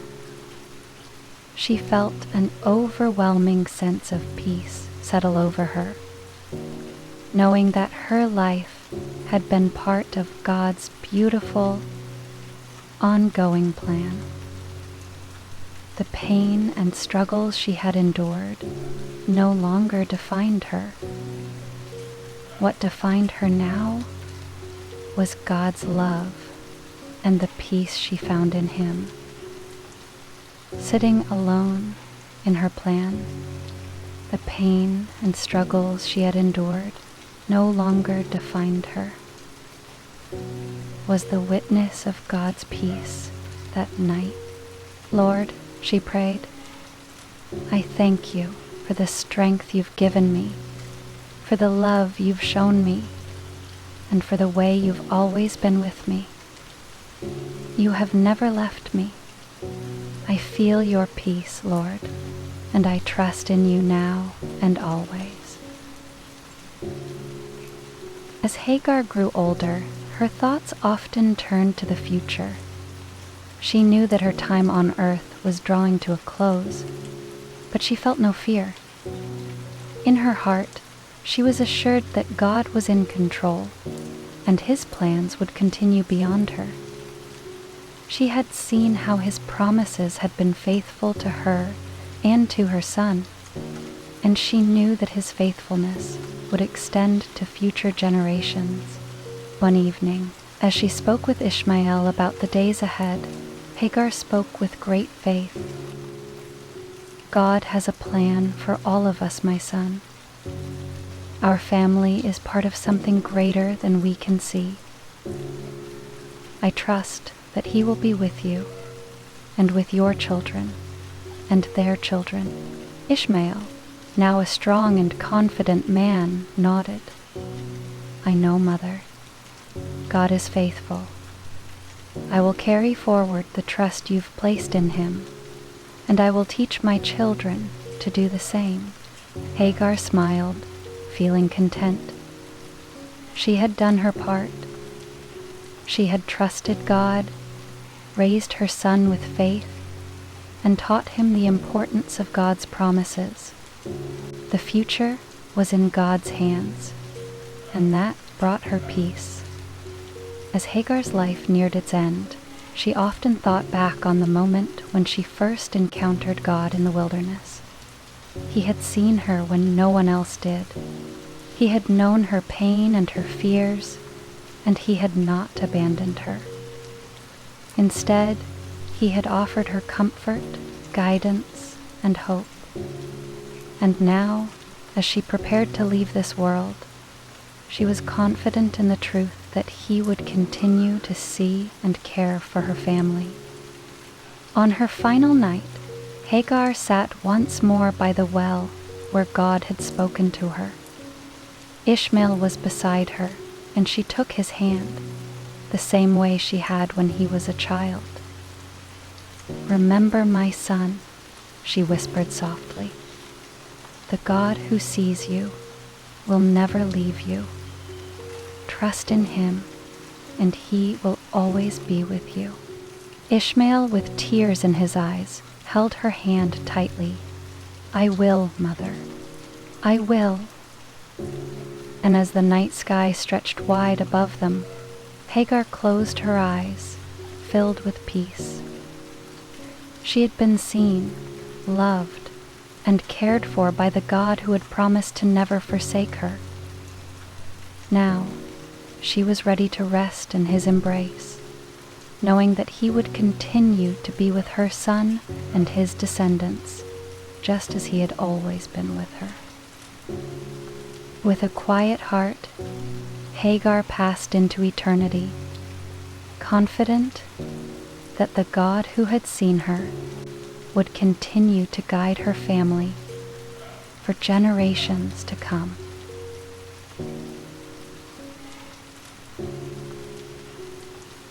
And he moved from there and dug another well, and they did not quarrel over it. So he called its name Rehoboth, saying, "For now the Lord has made room for us, and we shall be fruitful in the land." Genesis 26:22. As the sun dipped low behind the distant hills, casting a warm golden glow across the land, Isaac sat in the stillness of his tent, reflecting on the day's journey. The soft rustling of the wind through the trees and the rhythmic hum of the earth filled him with a deep sense of peace. It had been a long day of travel, yet his heart felt light as he considered the road ahead, a road of reconciliation and trust in God's guidance. Isaac had recently moved his family to a new place, one where they could start fresh and rebuild what had been disrupted by past conflicts. The land was fertile, and the rivers flowed with abundance. Yet it was not the land itself that Isaac focused on. It was the promise of peace that God had whispered into his heart. He had spent many days in prayer, seeking direction on how to mend the rift between him and his neighbors, whose disputes over water wells had caused strife. As Isaac rose from his seat, he walked slowly toward the edge of his encampment. The night air was cool, and the stars above twinkled like diamonds scattered across a velvet sky. He breathed in deeply, feeling the quiet of the evening wrap around him. Here, in the stillness, he could hear God's voice in the rhythm of the world. In the darkness, he could hear God's voice in the rhythm of the world. Isaac's thoughts drifted back to the wells of his father Abraham.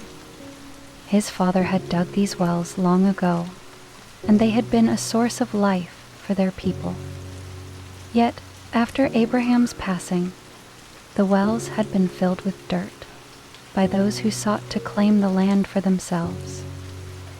Now, as Isaac stood on the precipice of this new beginning, the task of unearthing those wells felt heavy, but necessary.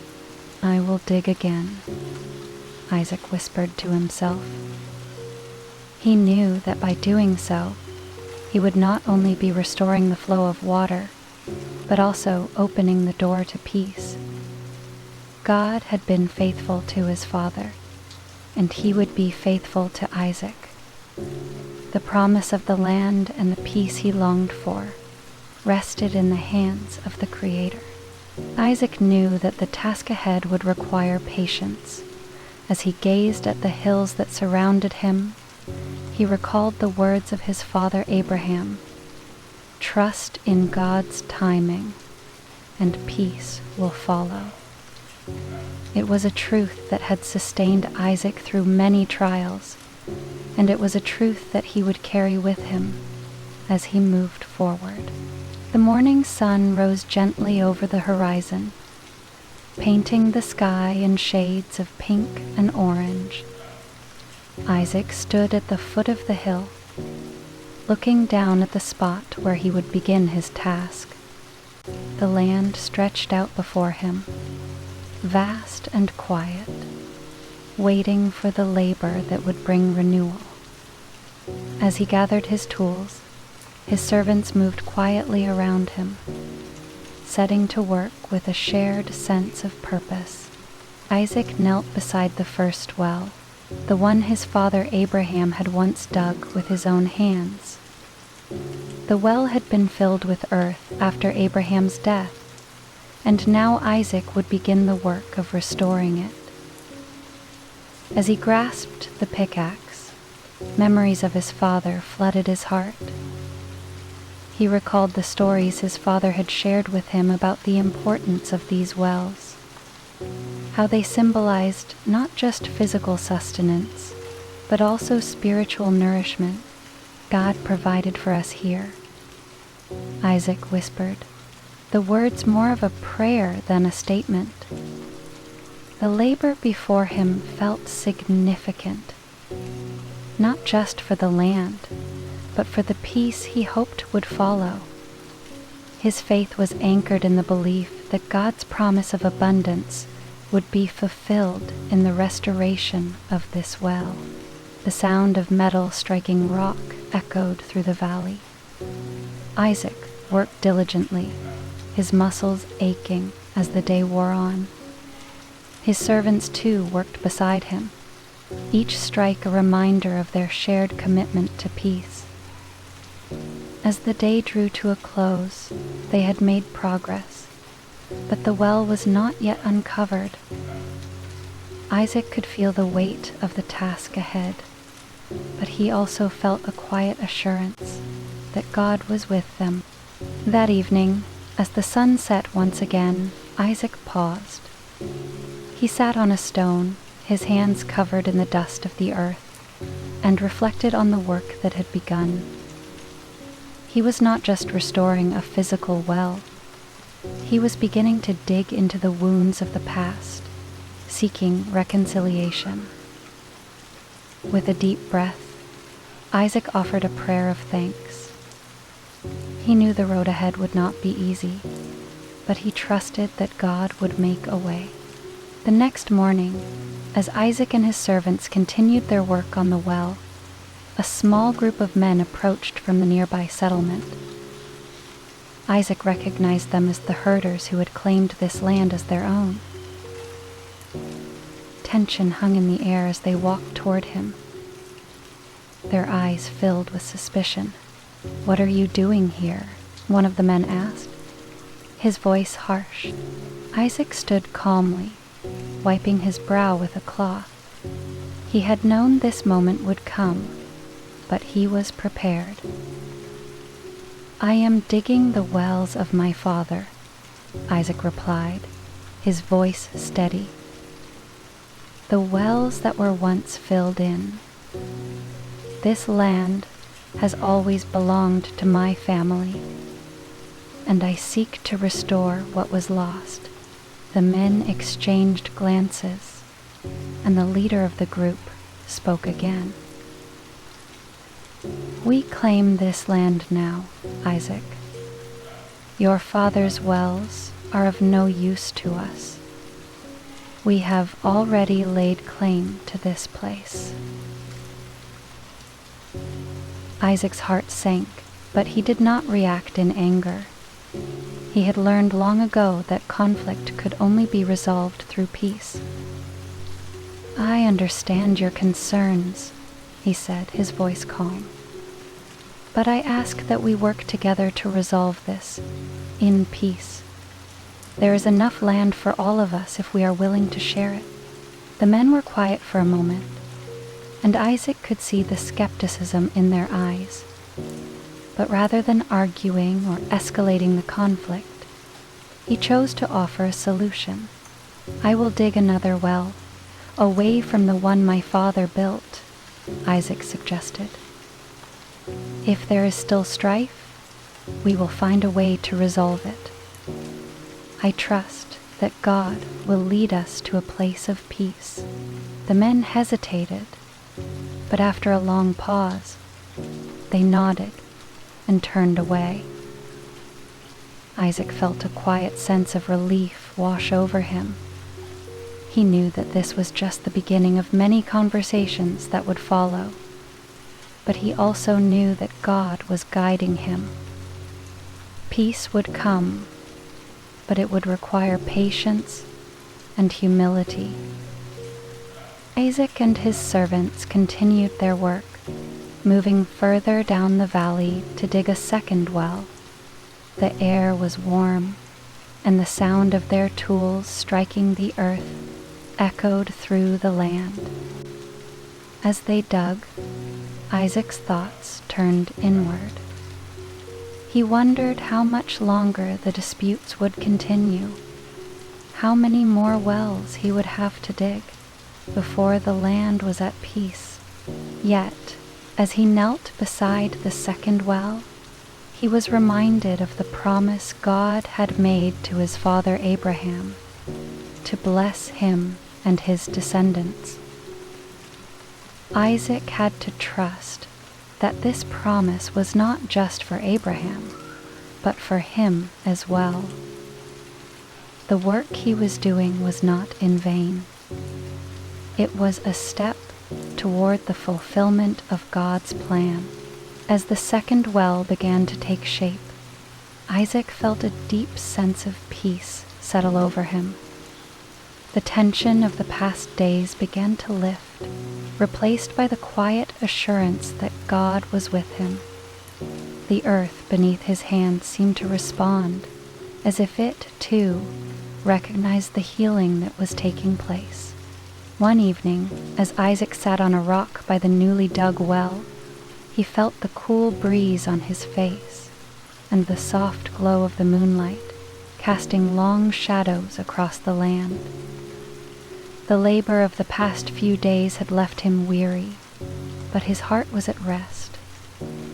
The disputes over the wells had not ended, but there was a shift, an unspoken understanding that peace was possible.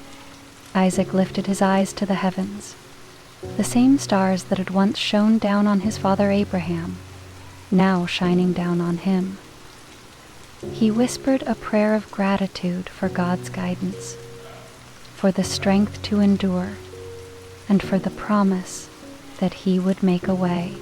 The quiet night wrapped around him like a blanket, and for the first time in many days, Isaac allowed himself to simply be still.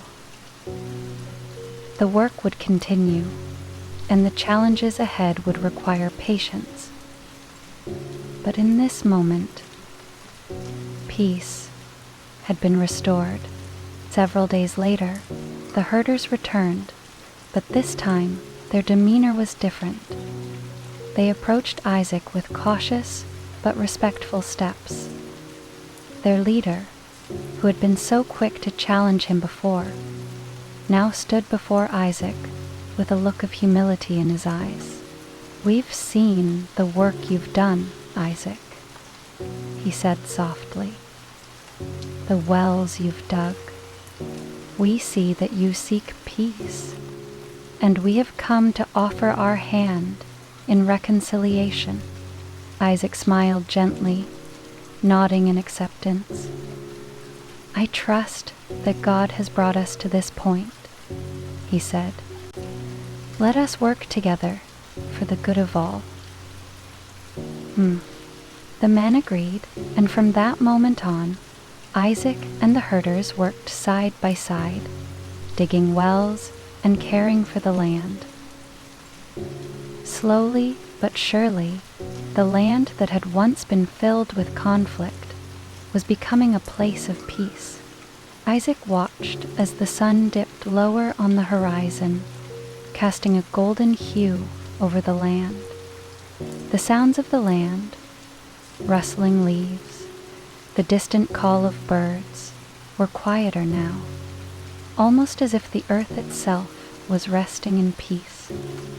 As he stood by the well, the herders had set down their tools for the day, their work done, and it seemed that the land had finally started to reflect the peace Isaac had hoped for.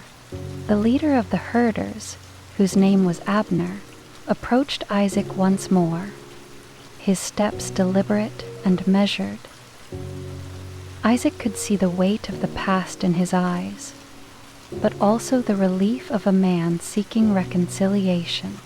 Isaac, Abner began, I want to make a covenant with you, a promise that we will not quarrel over this land, that we will share the blessings that God has given us. No more conflict.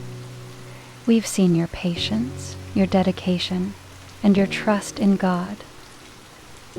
And now, we ask that we may walk in that peace with you. Isaac looked at Abner, seeing the sincerity in his eyes.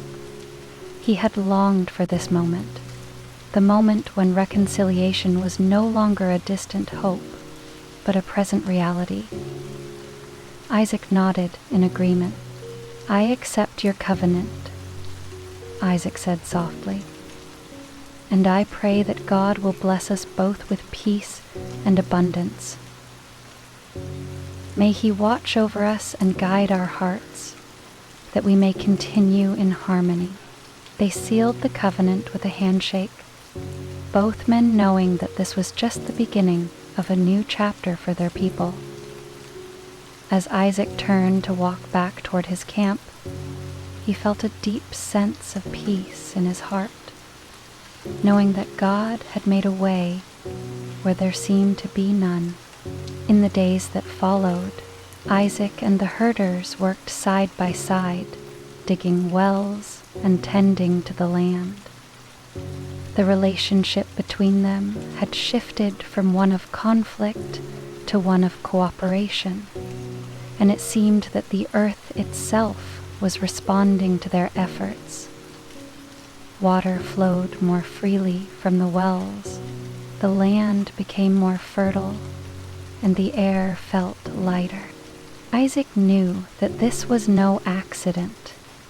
It was God's provision, His blessing upon their work. The land that had once seemed barren and full of strife was now being transformed into a place of prosperity, a place where both Isaac and the herders could thrive. One evening, as Isaac sat by the newly dug well, his servant came to him with a message. "Master," the servant said, "there are travelers approaching. They say they bring gifts of grain and livestock for you." And Isaac raised an eyebrow, wondering what this could mean. The gift of provision was not something that came easily in such times. But Isaac had learned to trust in God's timing. He stood and walked toward the camp entrance, where the travelers awaited. As he approached, the men greeted him warmly, offering him baskets of grain and flocks of sheep and goats. "We come in peace," one of them said. "We have heard of the work you have done in the land, and we wish to honor you and your God." Isaac was overwhelmed with gratitude. He accepted the gifts, recognizing that God had once again provided for him in abundance. With a thankful heart, Isaac invited the travelers to stay for a meal, and they broke bread together as friends. As time passed, the wells continued to flourish, and the land became increasingly fertile. Isaac's heart was filled with gratitude as he watched the crops grow tall and the herds of animals graze contentedly by the flowing waters. The land that had once been marked by conflict was now a place of peace, of provision, and of rest. One evening, as Isaac walked by the well, he paused for a moment to listen. The sound of the water rushing through the stone channels filled the air, a soothing melody that seemed to echo the peace that had taken root in his heart. Isaac knelt beside the well, his hands resting on the smooth stones. He had seen God's hand in everything, from the covenant with the herders to the gifts of provision that had come his way. He felt God's presence near him, a reminder that peace was not just something that could be found through human effort, but through God's grace and sovereignty. With a quiet prayer, Isaac thanked God for the peace he had given. He asked that the peace would continue to spread throughout the land, and that all who came to this well would experience the same sense of tranquility and assurance that he had found. As he stood and continued his walk, he knew that God was with him, and that peace, even in times of challenge, was always possible when God was at the center. Though the land had become a place of peace, there were still moments when Isaac faced challenges. There were still herders from distant lands who came to argue over the wells or to question the boundaries of the land. But Isaac had learned that peace was not always the absence of conflict, but the ability to remain steadfast in faith and trust in God's provision. One day, a group of herders came to Isaac, demanding access to one of the wells he had recently restored. The air between them was thick with tension. But Isaac, remembering the covenant of peace he had made with Abner, chose to respond with patience and wisdom. "I understand your need," Isaac said calmly, "but this well belongs to my family. Let us find a way to share it, that both our needs may be met." The herders grumbled, but Isaac's calm demeanor seemed to quiet their voices. He offered them a solution, a nearby well that had not yet been dug, a place where they could create a new source of water. Isaac trusted that God would provide for them all, just as he had provided for him. It took time, but eventually the herders agreed to Isaac's plan. They worked together to dig the new well, and in time, it became a source of peace for all involved. Isaac learned once again that patience and faith in God's timing were often the keys to resolving conflict. As the seasons passed, the land continued to flourish. Isaac and the herders worked side by side, and the land began to bloom with fruit and crops. The wells that Isaac had restored were filled with clean, flowing water, and the herds grazed contentedly in the fields. The peace that had once seemed so elusive was now a tangible reality. Isaac often walked the land, his heart filled with gratitude for all that God had done. The work of restoring the wells had not only brought peace to the land, but had also strengthened Isaac's relationship with God. He had learned that peace, though hard-won, was a gift, one that could only be truly appreciated when it was given time to settle and take root. One evening, as Isaac walked along the edge of a well, he looked up at the sky. The stars twinkled brightly above, and a soft breeze blew through the trees. It was a moment of stillness, a reminder of the peace that comes when God's provision and protection are trusted. Isaac knelt by the well and whispered a prayer of thanks. Lord, I am grateful for the peace you have given. May it continue to grow in this land, and may all who come here find rest. Isaac's heart overflowed with gratitude as the days turned into weeks. The land had prospered, the herders lived in peace, and the waters from the wells seemed never to run dry. Every morning Isaac would rise early, walk through the fields, and spend time in prayer. Each day felt like a new blessing, a reminder of God's faithfulness. One evening, as Isaac stood by the well, he reflected on how far the land had come. Once, it had been a place of contention and struggle, a land marked by scarcity and conflict. But now, it was flourishing, a testament to the patience, hard work, and, above all, God's provision. Isaac's thoughts turned to his father, Abraham, who had dug many wells in this land, and to the promises God had made to him. Isaac felt a deep sense of connection to the generations that had come before him, knowing that God's covenant was still active, still shaping the lives of his people. Lord, Isaac prayed softly, thank you for your faithful provision. You have made this land fruitful, and I am forever grateful. Send us your rain. The peace of the evening settled around him, and Isaac felt the weight of God's presence in that stillness. Though the land was peaceful, not everyone shared the same vision of unity that Isaac had embraced. A group of travelers, hearing of Isaac's success and the fertile land, came seeking a place to settle. Their presence stirred uncertainty among the herders, and once again, tensions began to rise. Isaac heard of the unrest and knew that once again, the land was being tested. His patience, however, had grown.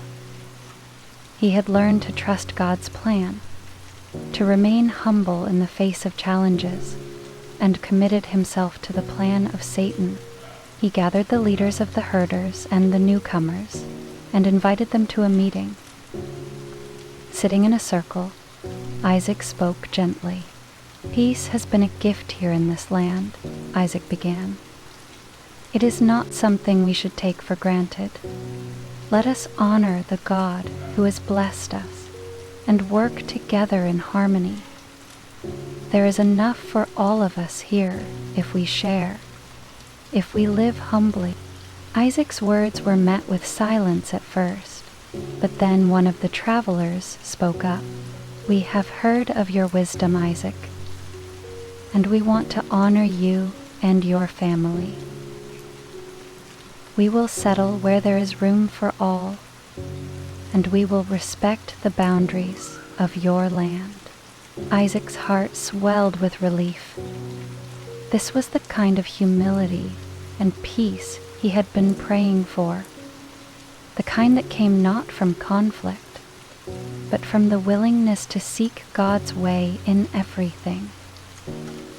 In making the difficult decision, he gave the word he would live by to the dear daughter coming to him soon. As the days passed, Isaac and the newcomers worked side by side, digging new wells and tending to the land. The herders, who had once been wary of outsiders, now shared their knowledge, teaching the travelers how to care for the land and the animals. Isaac watched as the different groups came together, united by their common goal of living peacefully in the land God had given them. Isaac often found himself sitting around the fire at night with the herders, the travelers, and his family, sharing stories and offering prayers. It was in these moments of fellowship that Isaac felt the deepest sense of peace.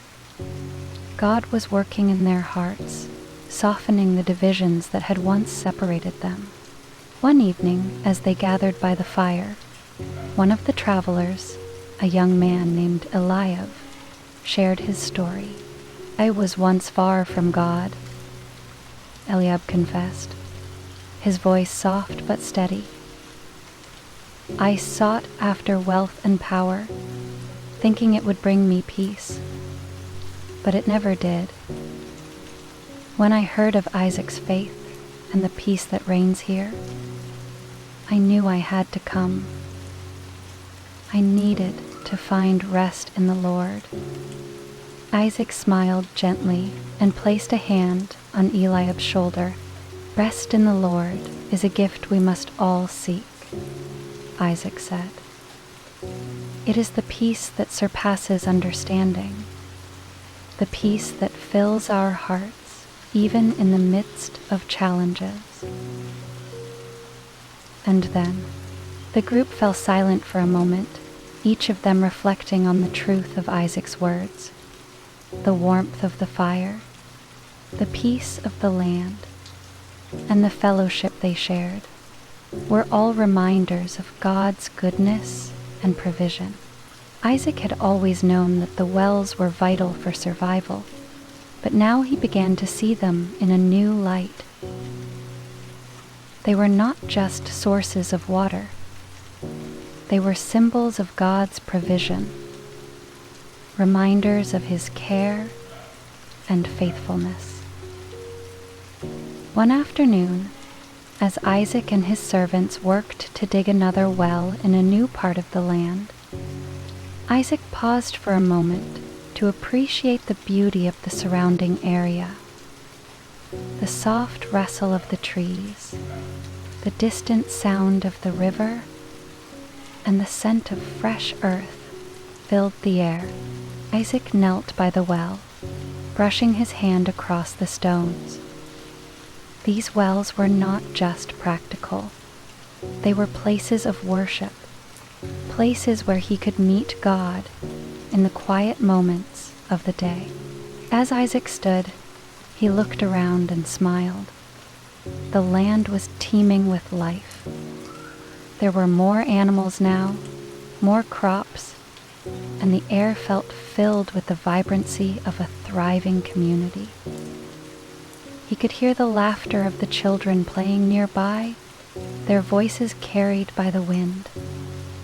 It was a beautiful sound, one that reminded him of the fullness of life that God had given. The wells were more than a source of water. They were wells of joy, wells of peace, and wells of life. Isaac knew that this land was not just any land. It was the land God had promised to his father Abraham, and to him. The peace that now reigned was a direct result of God's faithfulness, a faithfulness that had spanned generations. Isaac marveled at how God had worked in his life, from the promises made to Abraham to the provision he had received in the wilderness, provided by the Lord. In one evening, as Isaac sat by the well, he prayed with gratitude in his heart. And he said to God, "Father, Lord, you have been so faithful to us. You have provided for us in ways we could never have imagined. You have given us peace, not just in the land, but in our hearts. May this land always be a place of your presence, a place where your people can find rest." Isaac's prayer was a prayer of thanksgiving, a recognition that everything he had, the land, the wells, the herders, the travelers, was a gift from God. And in that moment, Isaac knew that peace had truly taken root, not just in the land, but in the hearts of all who called it home.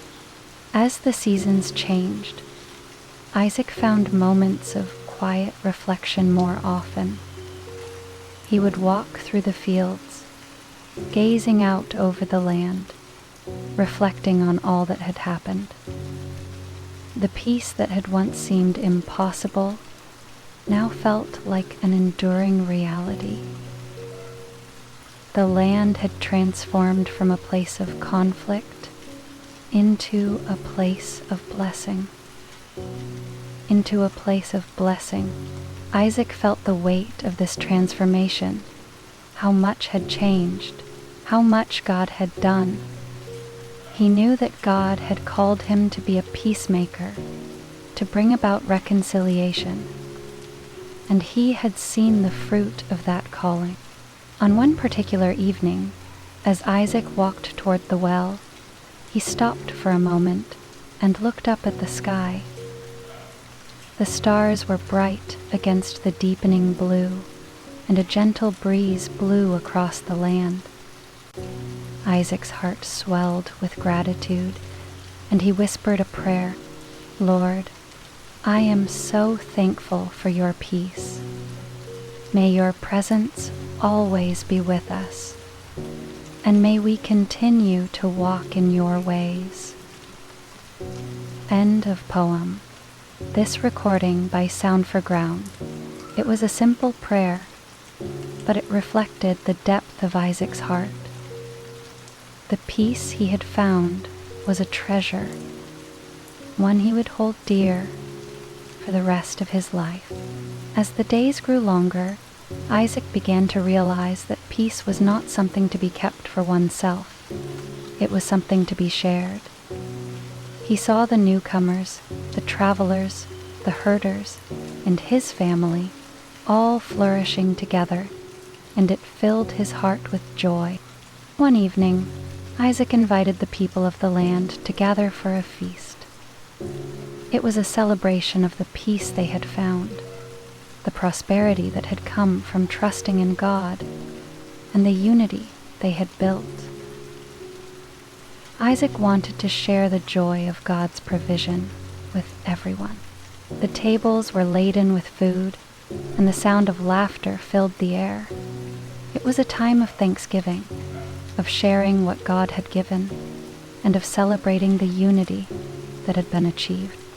Isaac stood and raised his cup in the air, his voice filled with gratitude. "To God be the glory," Isaac said, "for he has made this land fruitful. He has brought us peace, and he has provided for us in ways we could never have imagined." The people cheered, and Isaac's heart swelled with joy. He knew that this peace was not just for him. It was for all who called this land home. And as they celebrated together, Isaac knew that this was the true blessing of God, a peace that would endure for generations to come. As the years passed, Isaac and his family continued to see the fruits of their labor. The fields remained lush and the herds abundant. Isaac's heart overflowed with gratitude for the peaceful atmosphere that now blanketed the land. He watched the children grow, the crops mature, and the land prosper under God's care. The wells were no longer just places to gather water. They were places of connection, not only to the earth, but to each other. Isaac had become more than a shepherd. He was a leader and a peacemaker. His leadership was not built on force, but on patience, humility, and a deep trust in God's timing. He took care to ensure that all in his land, whether newcomer or longtime resident, knew the importance of working together for the common good. As Isaac stood near a well one evening, watching the setting sun paint the sky in hues of orange and pink, he felt a deep sense of fulfillment. God had kept his promises, and Isaac had played a part in bringing peace and reconciliation to this land. One day, a small group of travelers came to Isaac, seeking refuge in the land.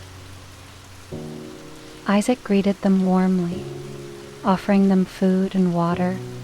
They were weary from their journey and grateful for the kindness extended to them.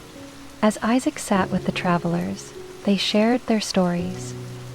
One man, an elder named Jehoshaphat, spoke of the struggles his people had faced, moving from place to place, always running into conflict.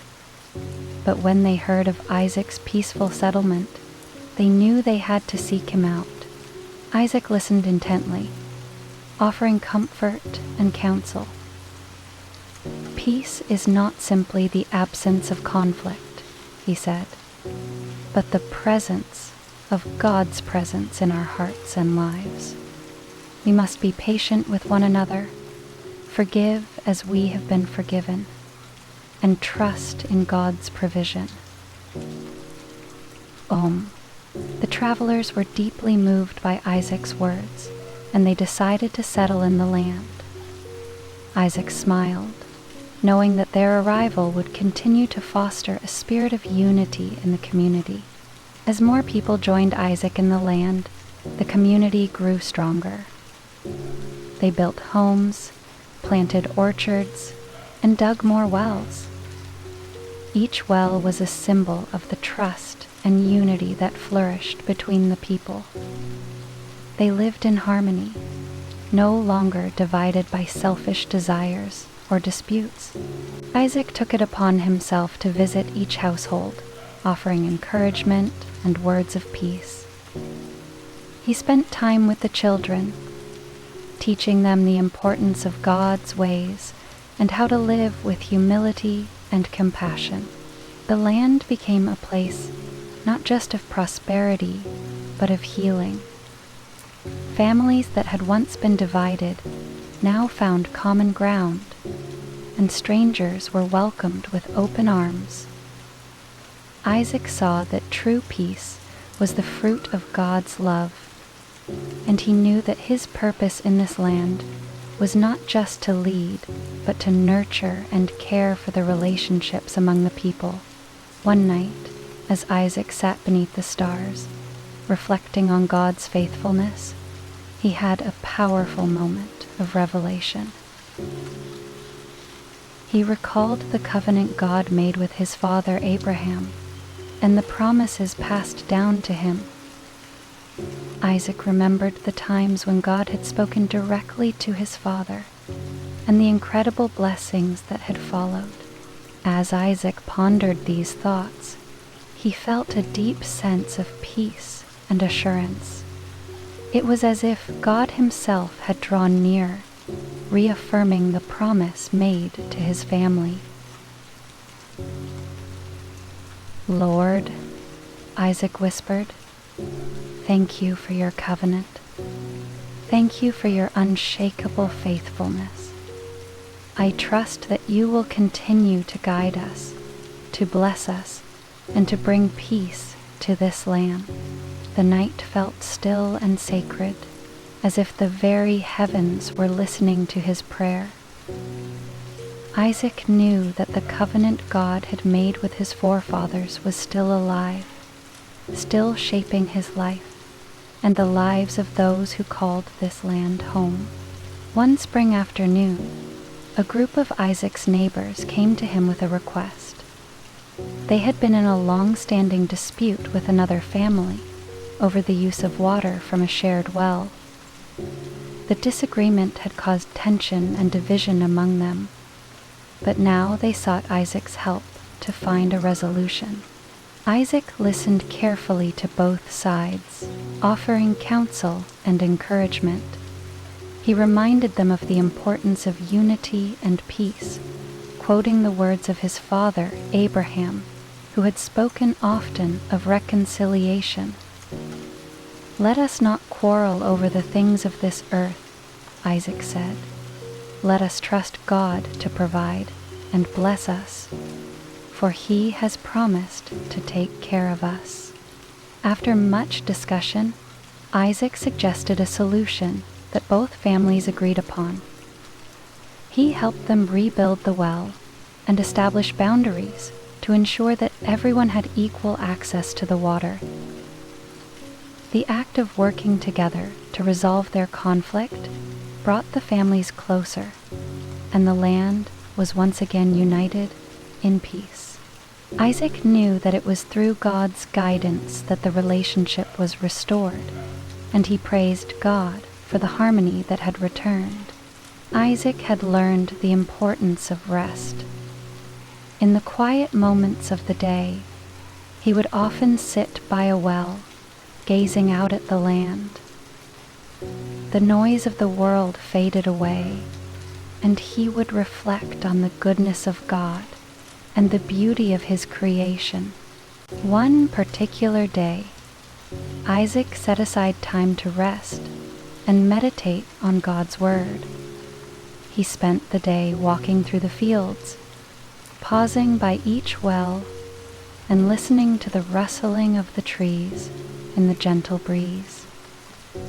It was a time of peace, a time to reflect on how far the land had come. Lord, Isaac prayed, thank you for your provision, for the peace that reigns in this place. May we always remember to rest in your presence, knowing that you are our provider. Be a sister. I want us to be our higher self.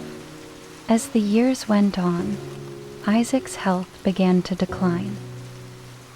The people of the land, who had come to respect and love Isaac as a father figure, gathered around him to offer their support.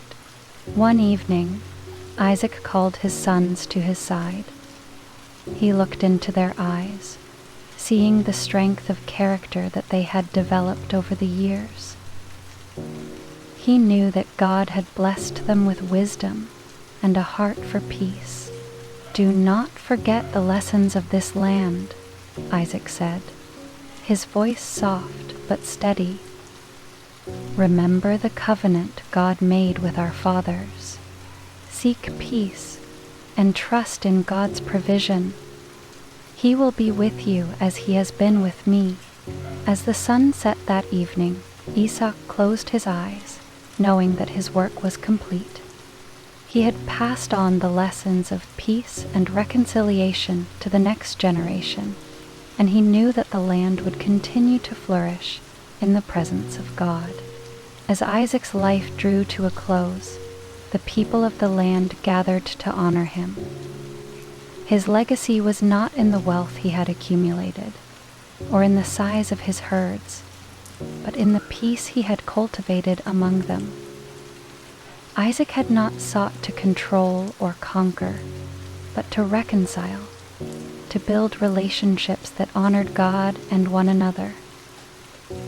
His kindness, wisdom, and unwavering trust in God's provision had transformed the land. Isaac's sons, now grown, stood at his bedside, feeling both the weight and honor of the responsibility that was being passed down to them. They had watched their father lead with humility, never seeking revenge, but always seeking peace, and they vowed to continue his work. Isaac's life had shown them that true leadership came not from power, but from servitude. Take care of the wells, Isaac whispered to them, his voice faint but filled with love. They are not just sources of water. They are reminders of the covenant God made with us. Be stewards of this peace. As the sun set on Isaac's life, the people of the land gathered to mourn his passing, but also to celebrate his life, a life that had left an indelible mark of peace upon their hearts. After Isaac's death, his sons took charge of the land, just as he had instructed. They dug new wells, following their father's example of humility, and they kept the peace he had established. But the true inheritance Isaac had left them was not just in the land or the wells. It was in their hearts. Isaac had taught them to trust in God's provision, to always seek peace, no matter the cost. The people who had once been divided now stood together in unity, and the land that had been marked by conflict became a place of reconciliation. Isaac's sons made sure that his teachings were passed down to their children. They shared stories of their father's leadership, of his wisdom, and of how he had brought peace where there was once division. The teachings became platitudes, and the volume was softened by phrases, light, light, light. Isaac's life became a beacon of hope for future generations. The land continued to thrive, not because of its abundance, but because of the peace that filled it. And the people knew that the true blessing of Isaac's legacy was the lasting unity they shared, a unity that was grounded in God's love and faithfulness. As the years passed, the wells that Isaac had dug became a symbol of more than just sustenance. They were wells of blessing. Every time someone drew water from them, they were reminded of Isaac's patience, his commitment to peace, and his deep faith in God. The wells were a physical reminder that peace requires effort, sacrifice, and trust in God's promises. New families settled in the land, and as they did, they were welcomed with open arms. They learned of Isaac's life and the way he had built a community, founded on reconciliation and trust. Isaac's teachings were not just for the people he had lived with, but for all who would come after them. Isaac had not just left wells of water, but wells of wisdom and peace. They were open to anyone who sought them, anyone who was willing to embrace the principles of reconciliation and humility that Isaac had embodied throughout his life. As time passed, the land flourished under the peace that had been established. Isaac's descendants continued to cultivate the peace he had set in motion, teaching their children to seek reconciliation over conflict, to trust in God's provision, and to live in harmony with one another. The legacy of peace continued to spread through generations, never forgotten, always embraced. In every generation, the story of Isaac's leadership and humility was retold, reminding the people that true peace does not come from our own strength or efforts, but from God's grace and guidance. The peace Isaac had instilled in the land was a peace that would last as long as the people continued to trust in God and live according to His will. The wells continued to flow, and the land remained fertile, not just with crops, but with relationships rooted in love, forgiveness, and peace. The people of the land knew that as long as they kept God at the center of their lives, the peace Isaac had nurtured would remain, unbroken and ever-flowing. Years later, as Isaac's descendants grew and the land continued to thrive, the people knew that their peace was a gift from God. And so, the story of Isaac's life became a legend, passed down from generation to generation. It was a story not just of a man who had dug wells and led a nation, but of a man who had chosen peace, who had chosen to trust in God's provision and His promises. As the final chapter of this story unfolded, the land was at rest. The wells continued to provide, and the people continued to live in the peace that Isaac had left behind. It was a peace that had lasted, not because of the circumstances, but because it was rooted in the eternal covenant of God. And with each passing day, the people of the land rested in the knowledge that God's peace was with them, just as it had been with Isaac, and promises of hell, if needed, were delivered to them.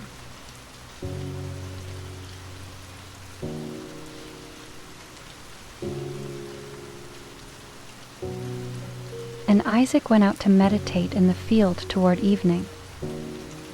And he lifted up his eyes and saw, and behold, there were camels coming. Genesis 24:63.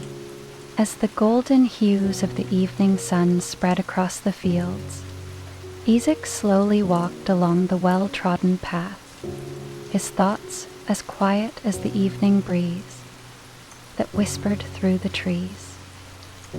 The land stretched out before him, calm and vast, the stillness of the evening offering him a rare moment of peace. Isaac was no stranger to hard work, but in moments like this, when the world seemed to hold its breath as the day faded away, he found a sense of tranquility that only the presence of God could bring. His heart lifted as he thought of how God had always been faithful. Through every season of life, through every challenge and blessing, he had guided Isaac's steps.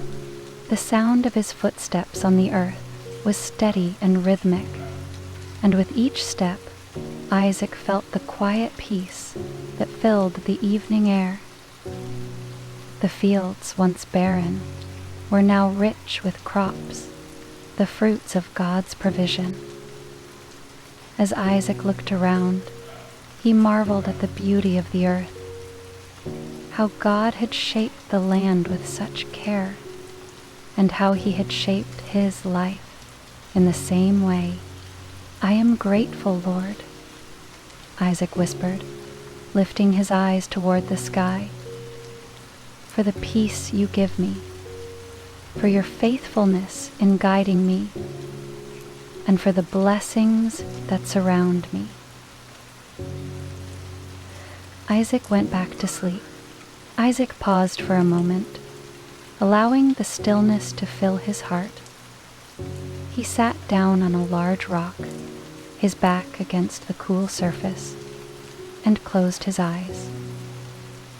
The wind rustled the leaves above him, and the gentle sounds of nature seemed to harmonize with his thoughts. He began to reflect on the moments when God's presence had been so evident in his life. From the time of his miraculous birth to the quiet years spent in his father's household, Isaac had known the hand of God guiding him. His mind wandered back to the time when he had nearly been sacrificed by his father Abraham on Mount Moriah, and how God had provided the ram as a substitute. That moment had changed his life forever. God has been so faithful, Isaac thought. He has always provided, always guided, and always loved. In every season, he has been there, just as he promised. Note, Isaac's mind drifted to the promises God had made to his father Abraham, promises of descendants as numerous as the stars, promises of a land flowing with milk and honey. Isaac was the heir to these promises, and as he walked in the fields, he could feel the weight of his responsibility to honor and uphold them. There were many to learn. "I trust you, Lord," Isaac prayed quietly. "Even when I don't fully understand, I trust in your plan. You have always been good, and I know you will continue to be." As the evening continued to settle, Isaac stood and began walking once more, his steps slow and deliberate. The breeze had picked up slightly, making the tall grasses sway gently in the wind. He walked toward the western horizon, where the sun was now dipping behind the hills, casting long shadows over the fields. Isaac could feel the peace of the evening sinking into his soul. There was a serenity in the world around him, a stillness that mirrored the calm he felt within. He had always been a man of quiet contemplation, but these moments of solitude were becoming increasingly important to him. They were his time to draw near to God, to reflect on His goodness, and to rest in His promises. "I am not alone, Lord," Isaac thought. "You are always with me. Your peace fills the earth, and your peace fills my heart." As the last rays of sunlight slipped below the horizon, Isaac lifted his eyes once more to the heavens. The first stars began to twinkle, and he was reminded once again of God's faithfulness to His promises. Just as the stars shone in the sky, so too did God's promises shine in his heart. "Thank you, Lord, for your presence.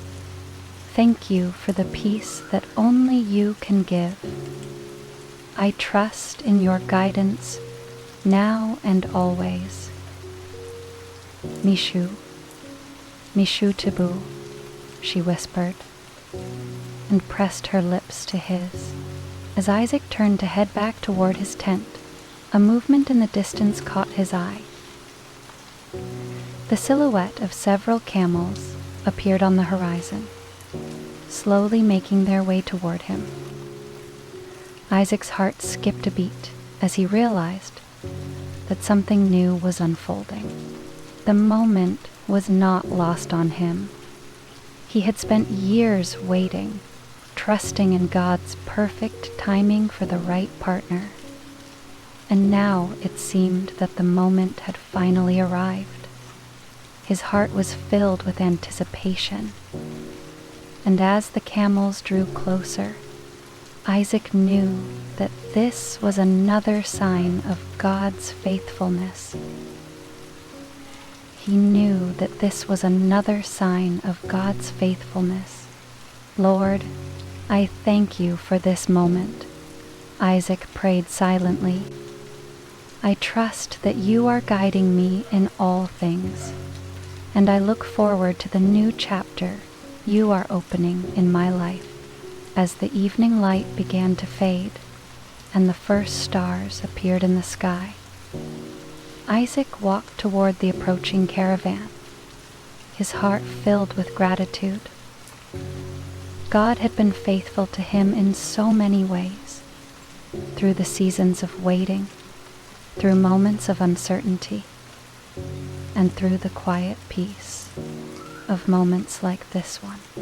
Isaac paused for a moment, looking up at the stars, and whispered a prayer of thanks. "Thank you, Lord, for your faithfulness and your peace. I trust in your plan and your timing, and I will walk with you in every step of this new journey." The camels approached, and Isaac could feel the peace of the evening surrounding him. God had been faithful, and he knew that with every step he took, he would continue to guide him, just as he had always done. As Isaac approached the caravan, the soft clatter of hooves and the gentle sound of the camels' footsteps became clearer.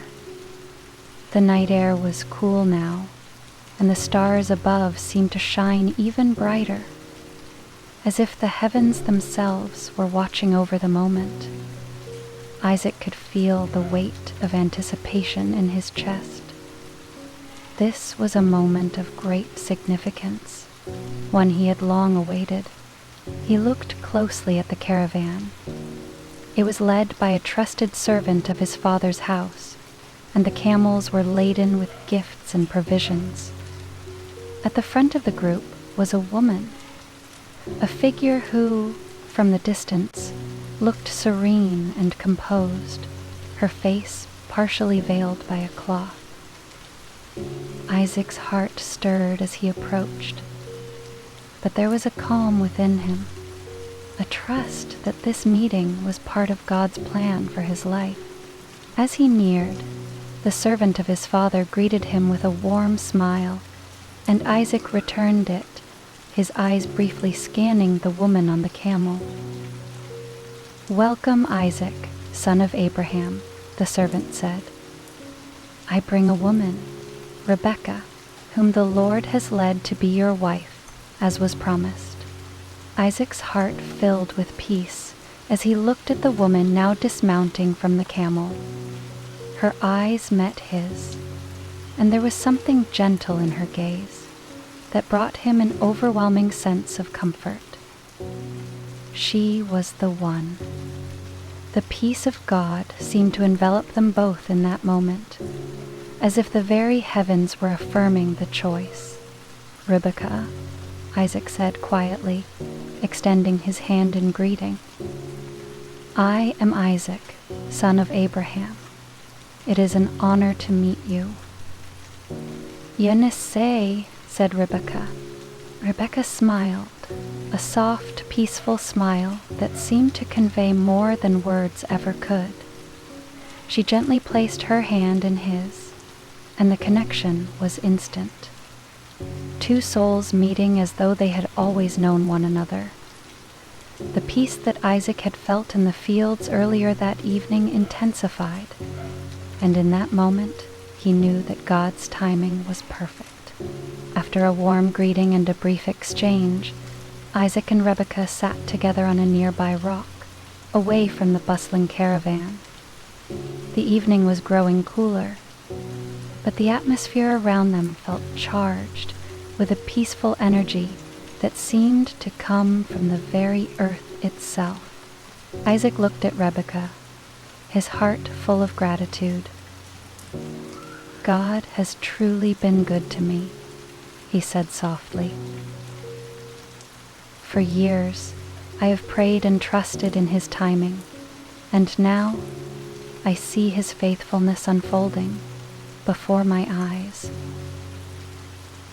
Rebekah nodded, her eyes reflecting the same deep peace that Isaac had felt all evening. "I too have trusted God," she replied. "I believe this meeting is part of his plan. He has brought us together for a reason, and I am grateful for his guidance." Isaac reached out to gently take her hand. "I look forward to walking this journey with you, in faith and trust," he said, his voice filled with sincerity.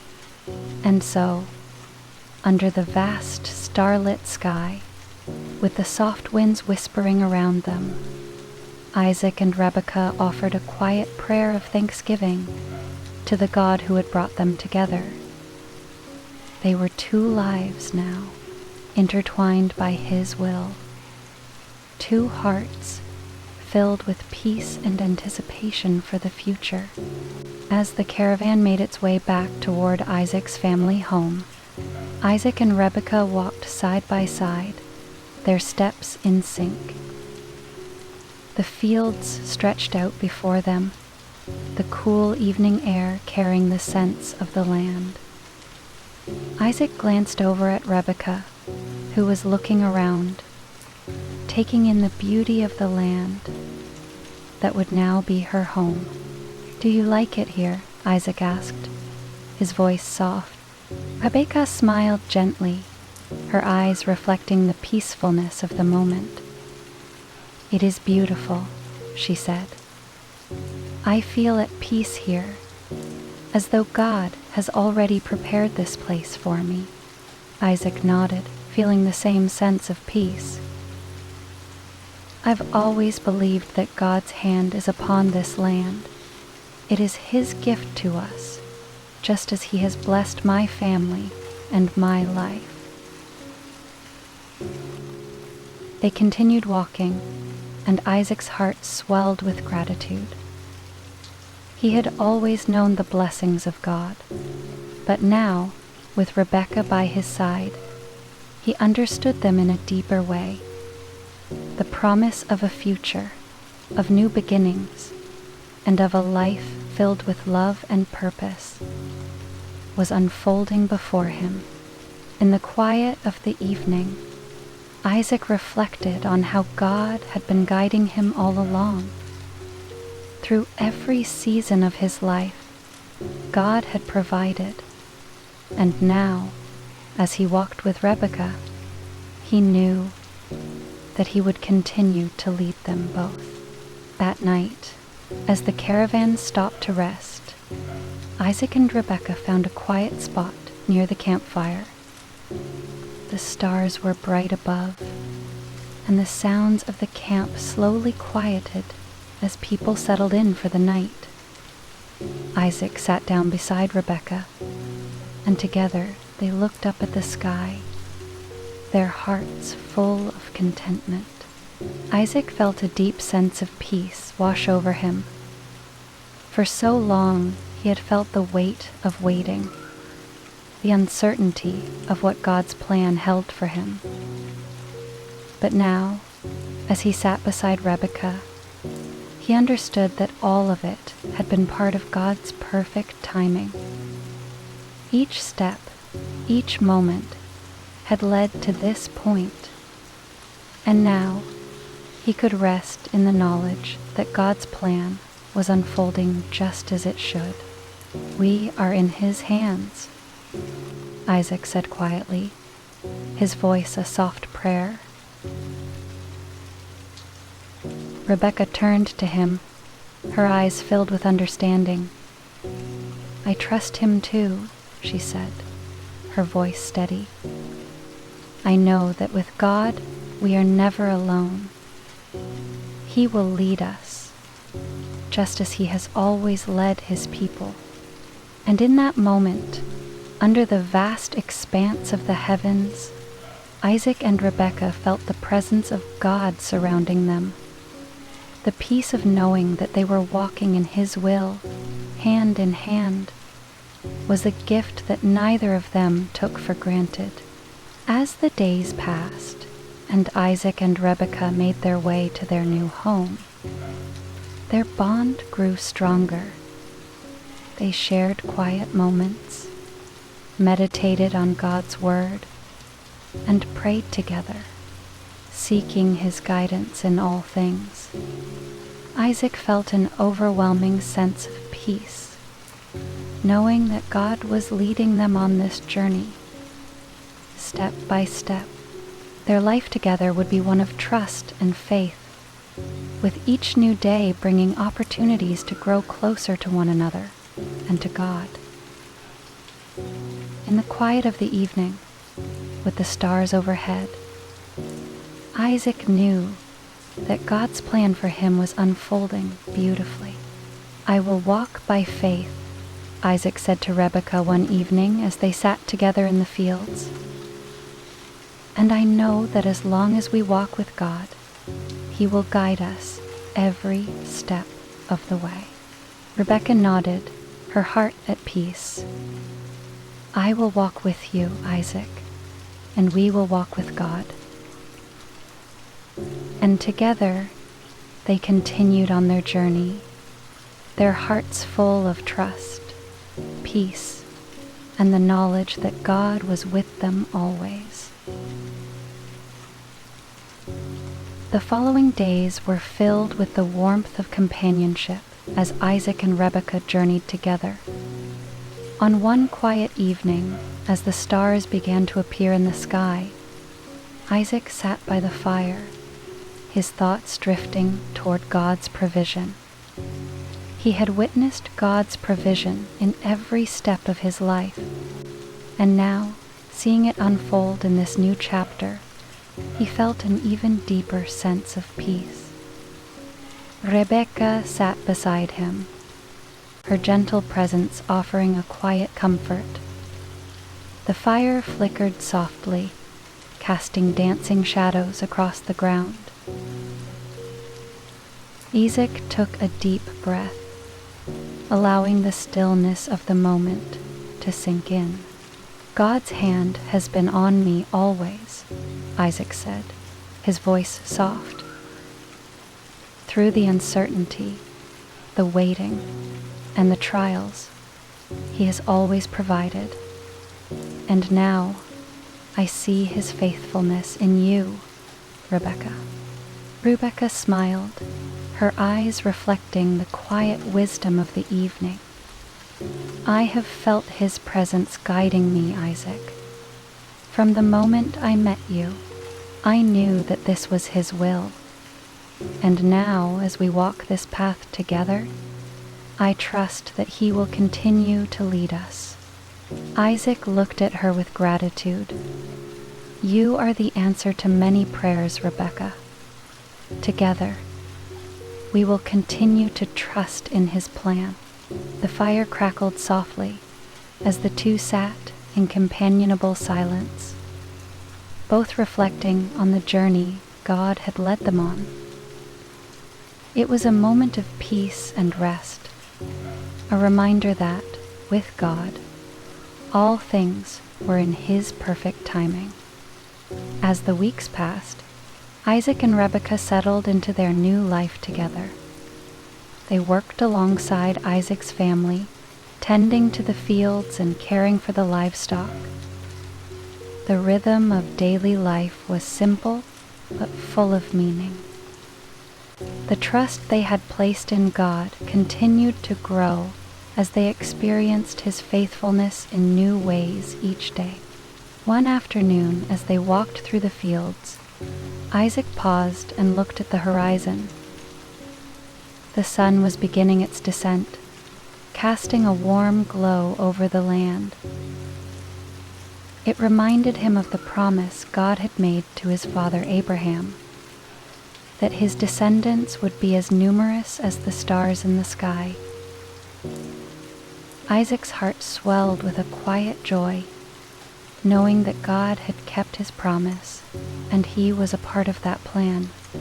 "Rebecca," Isaac said, his voice filled with emotion, "God has been so good to us. His promises are sure, and I see His faithfulness in our life together. We are a part of His plan, just as Abraham and Sarah were." Rebecca smiled softly, her hand resting in his. "I feel it too, Isaac. I feel the peace of His presence in our life. He has brought us together for a reason, and I trust that He will continue to lead us." Isaac looked out over the fields, his heart full of gratitude. "I can't wait to see what the future holds for us."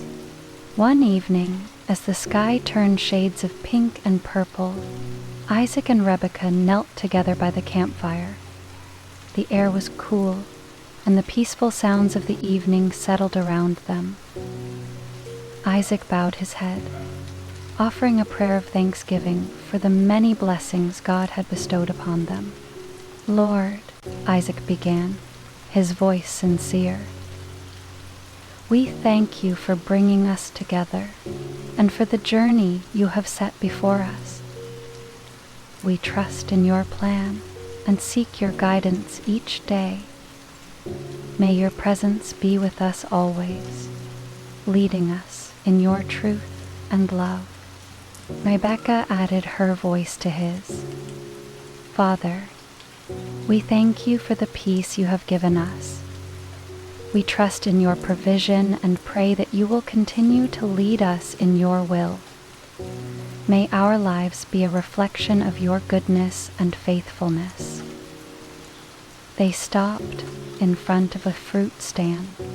They sat in silence after their prayer, the peace of the moment filling their hearts. The quiet of the evening was a reminder of God's presence in every detail of their lives, from the largest moments to the smallest. It was a stillness that brought rest to their souls. As the months passed, Isaac and Rebekah's bond deepened, and the promise of a family began to unfold. One evening, as they sat in the quiet of their home, Rebekah shared with Isaac the joy of carrying their first child. "I feel so blessed, Isaac," she said, her voice soft with emotion. "God has blessed us with this new life, and I am so grateful to share this journey with you." Isaac looked at her, his heart overflowing with love and gratitude. "This is the greatest blessing of all, Rebekah. God has entrusted us with this child, and I know that He will continue to guide us as we raise him." They sat together in the peaceful glow of the evening, knowing that their family was a reflection of God's goodness and faithfulness. The trust they had placed in Him was being realized in this new chapter of their lives. They entered the lodge. With the arrival of their child, Isaac and Rebekah's hearts were filled with joy. The years of waiting, trusting, and praying had brought them to this moment, and they knew that God's hand had been on them every step of the way. Isaac looked at Rebekah as they stood together in the fields, their child in her arms. "We are so blessed, Rebekah," he said softly. "God has given us more than we could have ever asked for. This child is a gift, and I will always thank Him for His faithfulness." Rebekah smiled, looking down at their child with love in her eyes. "God has been so good to us, Isaac. I trust that He will continue to bless us and guide us in all that we do." As they stood together in the fields, surrounded by the beauty of the land, Isaac and Rebekah offered a prayer of thanksgiving to the Lord. Their hearts were full of gratitude for the life they had been given and for the future that awaited them. As the days went by, Isaac often found himself in the quiet of the evening, reflecting on the ways God had been faithful in his life. One particular evening, as the sun set behind the hills, Isaac walked alone in the fields, his thoughts drifting toward God's promises. He thought, "I'm so unworthy, Lord," Isaac whispered, his heart full of awe. "You have blessed me far beyond what I could have imagined.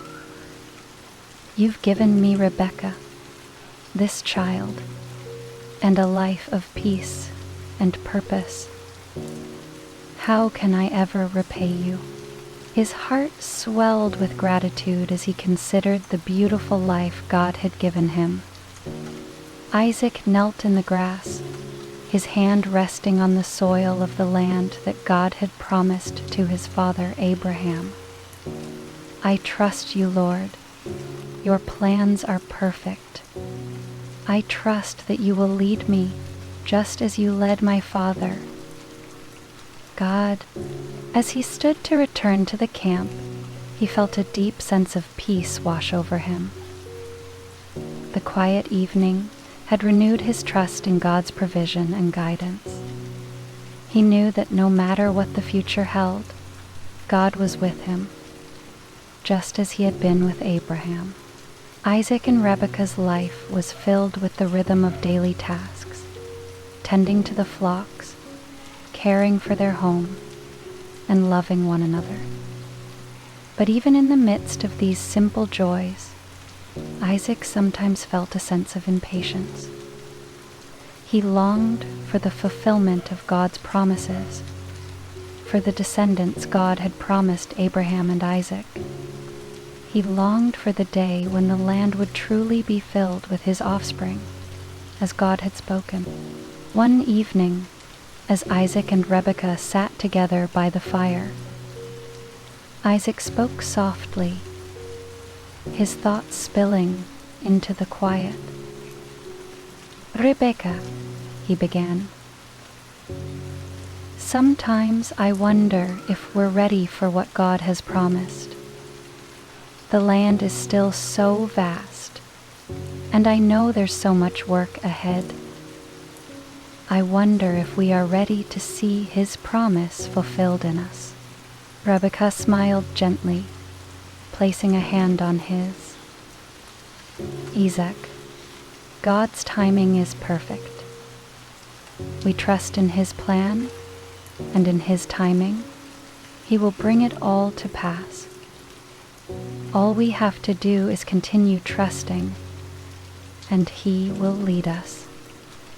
Ah, we stand in the shadows, he whispered. We stand in the shadows. We cannot miss it. Isaac sighed, grateful for her words. You're right, Rebecca. I know He has a plan for us, and I will trust in it, even when it's hard to understand. Now, the night grew still around them, and Isaac's heart was calmed by Rebekah's reminder. He knew that, in time, God's promises would unfold as they were meant to. And soon, he would wake, as you know, dear. The days turned into weeks, and the seasons changed. Isaac and Rebekah settled more deeply into their life together, and with each passing day, their love and trust in one another grew stronger. As the years went by, Isaac came to understand that the greatest blessings in life came not in the moments of grand triumph, but in the quiet moments of rest and reflection. One evening, after a long day of work, Isaac and Rebekah sat together under the stars. The gentle breeze rustled the leaves of the trees, and the sound of the evening animals echoed softly in the distance.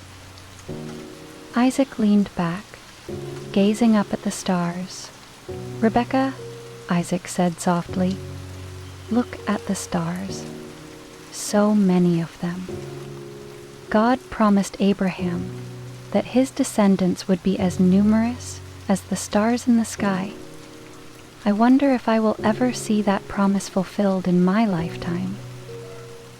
Rebecca gazed at the sky alongside him, her heart filled with peace. "I trust that God will fulfill His promises, Isaac, in His time, and we have each other, and we have our son. That is a great blessing already." Isaac smiled, his heart full of love and gratitude for Rebecca. "You're right, Rebecca. We are already so blessed." Together they sat in the quiet of the evening, surrounded by the peace of God's creation. The gentle rhythm of the world around them reminded Isaac that God's promises were sure, and His timing was perfect. One morning, Isaac awoke early, the soft glow of the sunrise casting a warm light over the land. He stood up and walked to the edge of the camp, taking in the view of the hills and fields that stretched before him. The air was cool, and the quiet of the morning was a peaceful reminder of God's provision. He bowed his head in prayer, his heart overflowing with gratitude. "And, Lord, thank You for this day," Isaac prayed. "Thank You for the gift of life, for the beauty of Your creation, and for the peace You have given me. Thank You for my family, for Rebecca, and for the child You have entrusted to us. We are blessed beyond measure." Isaac paused, his thoughts turning to the generations to come. "Lord, we trust that You will continue to guide us. May Your will be done in our lives, and may we be faithful stewards of all You have given us." He stood quietly for a moment, allowing the peace of the morning to fill his heart. He knew that the day ahead would be filled with its challenges, but in this moment, he felt an overwhelming sense of peace. God had been faithful in the past, and Isaac trusted that he would continue to be faithful in the future. Years passed, and Isaac's life continued in the steady rhythm of faith and work. As his family grew and his fields prospered, Isaac never lost sight of the blessings God had given him. He worked diligently, knowing that everything he had was a gift from God. One evening, as Isaac and Rebekah walked through the fields, Isaac paused and looked around. The land was fruitful, and the promise of God's faithfulness seemed to surround them in every direction. He felt a deep sense of peace and gratitude. "Rebekah," Isaac said softly, "I see God's faithfulness in all that we've been given. His promises have been fulfilled in ways I never imagined." Rebekah smiled and took his hand. "God has been so good to us, Isaac, and He will continue to be faithful, as He always has." Simon read on. Isaac nodded, his heart full of love for his family and trust in God's perfect plan. "Yes, He will, and I am thankful for it all." Isaac sat on the edge of his tent, watching his family gather around the evening fire. His son, Esau, and his other son, Jacob, had grown into young men, each with their own strengths and characteristics. The warmth of the fire illuminated their faces as they shared stories and laughter. Isaac's heart swelled with pride, and he offered a quiet prayer of thanks for the blessings of his family. "Lord," Isaac whispered, "thank you for my sons. Thank you for the gift of family. May they walk in your ways, and may you guide them as you have guided me." He smiled to himself, feeling a deep peace settle over him. Even in the midst of their different paths, Isaac knew that God had a plan for each of his children, just as he had a plan for Isaac himself. The days weren't always filled with joy and peace. Isaac knew that trials were a part of life, just as blessings were. There were moments of tension and misunderstanding within his family, especially as his sons began to chart their own futures. Isaac often found himself burdened with the weight of decisions, knowing the importance of raising his children well. One evening, as he walked alone in the fields, Isaac reflected on these challenges. His heart was heavy with concern for Jacob and Esau. He knew that there were deep differences between them, and the path ahead seemed uncertain. "Lord," Isaac prayed, "help me to guide my sons with wisdom. I feel the weight of responsibility, and I need your strength. Help me to love them as you have loved me." As he prayed, the cool evening breeze soothed his troubled heart. Isaac found comfort in knowing that, like his father Abraham before him, he could trust God to guide him through the difficult moments.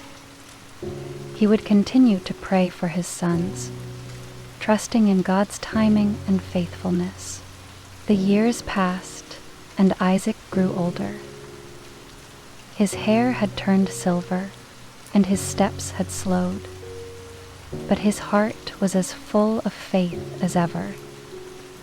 He often reflected on the legacy of faith that had been passed down to him through his father Abraham. Isaac knew that God's promises were not just for him, but for generations to come. One afternoon, as Isaac sat with Jacob, He shared stories of his own father's faithfulness. "Jacob," Isaac began, "God made a promise to my father Abraham that his covenant would be passed down to his descendants. I want you to know that you are part of that promise." Jacob listened intently, his heart stirred by his father's words. "I will carry that legacy, Father," he said softly. "I will trust in God as you have." Isaac smiled, his heart at peace. "I know you will, Jacob. God is faithful to all who trust in him." As the years wore on, Isaac found himself more and more at peace with God's plan for his family. The struggles with his sons began to settle, and though there were still moments of conflict, Isaac saw that God was working in their lives in ways he could not fully understand. One evening, Isaac sat alone in the quiet of the fields, reflecting on all that had happened. He thought about his own journey of faith, from the days when he had walked with God under the stars, to the moments when he had wrestled with doubt and fear. Through it all, God had remained faithful. "Lord," Isaac prayed, "thank you for your faithfulness. I have seen your hand at work in my life, and I trust that you are still guiding me, even now. May your will be done in my family, and may your peace fill our hearts." The sound of a distant breeze whispered through the trees, and Isaac felt a deep sense of reassurance. God's plan was unfolding, and Isaac knew that everything would be according to his will. One evening, as Isaac sat at the head of his table with Rebekah by his side, he felt a deep sense of contentment. The meal was simple, but the presence of his family brought him joy. His sons, though different in many ways, were gathered together in unity. Isaac's heart overflowed with gratitude for the way God had worked in their lives. "Rebekah," Isaac said softly, "look at our family.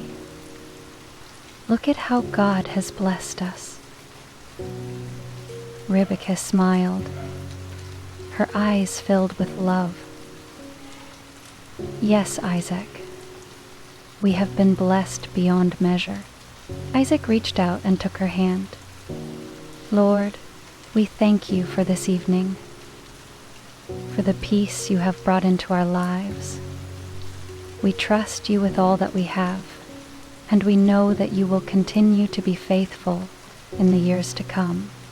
The evening passed in quiet contentment, and Isaac felt his heart at peace, knowing that, despite the challenges of life, God was always with him. As Isaac's health began to decline with age, he knew that the time was drawing near when he would leave this earth. One night, as he lay in his tent, he gathered his sons by his side and spoke to them one last time. "My sons," Isaac began, his voice weak but steady, "I have lived a life full of blessings and challenges. Through it all, I have seen God's faithfulness. He has been with me every step of the way." He looked at Jacob and Esau, his heart filled with love. "I pray that you will walk in his ways, trust in him, and he will be with you as he has been with me." His sons, now men of their own, bowed their heads in respect and gratitude. "We will, Father," Jacob said softly. Isaac closed his eyes, his heart filled with peace. He had done his best to pass down the legacy of faith, and he trusted that God would continue to guide his sons after he was gone. He hoped. In his final days, Isaac often found comfort in the quiet moments, reflecting on the goodness of God. As he sat in the warmth of his tent, he felt God's presence surrounding him. "Lord," Isaac prayed, "thank you for the life you have given me. Thank you for the love of my family and the peace I have known. I trust that you will continue to be with me even as I prepare to leave this world." End of poem. This recording is in the public domain. A deep sense of peace filled Isaac's heart as he leaned into the presence of the Lord. He knew that his life had been marked by God's faithfulness, and he was content, knowing that God's plans would continue long after he was gone. When Isaac passed from this life to the next, his family mourned the loss of a great patriarch. But even in their grief, they carried with them the legacy of Isaac's trust in God. The stories of his faithfulness were passed down through generations, and his sons and their children continued to walk in the path Isaac had set before them. The trust that Isaac had placed in God was not just for him. It was a gift to his descendants. His legacy lived on, a testament to the power of faith and the goodness of God. As the years passed, the descendants of Isaac grew as numerous as the stars in the sky. The land promised to Abraham, Isaac, and their descendants began to flourish, and God's faithfulness was evident in every corner of their lives. Isaac's legacy endured not just through his children, but through the generations that followed. His trust in God's promises had shaped his life, and it continued to shape the lives of those who came after him. Isaac's life was a testament to God's faithfulness and provision. From his first steps of faith to his final days of peace, Isaac had walked with God, trusting in his promises. His life was filled with moments of doubt, joy, challenge, and triumph. But through it all, Isaac had learned to trust in God's perfect timing. And in the end, Isaac found rest in the knowledge that God was faithful to his word. His legacy of faith, passed down to his children, would continue long after he was gone. In the presence of the Lord, Isaac rested, peaceful, content, and certain that God's promises would never fail.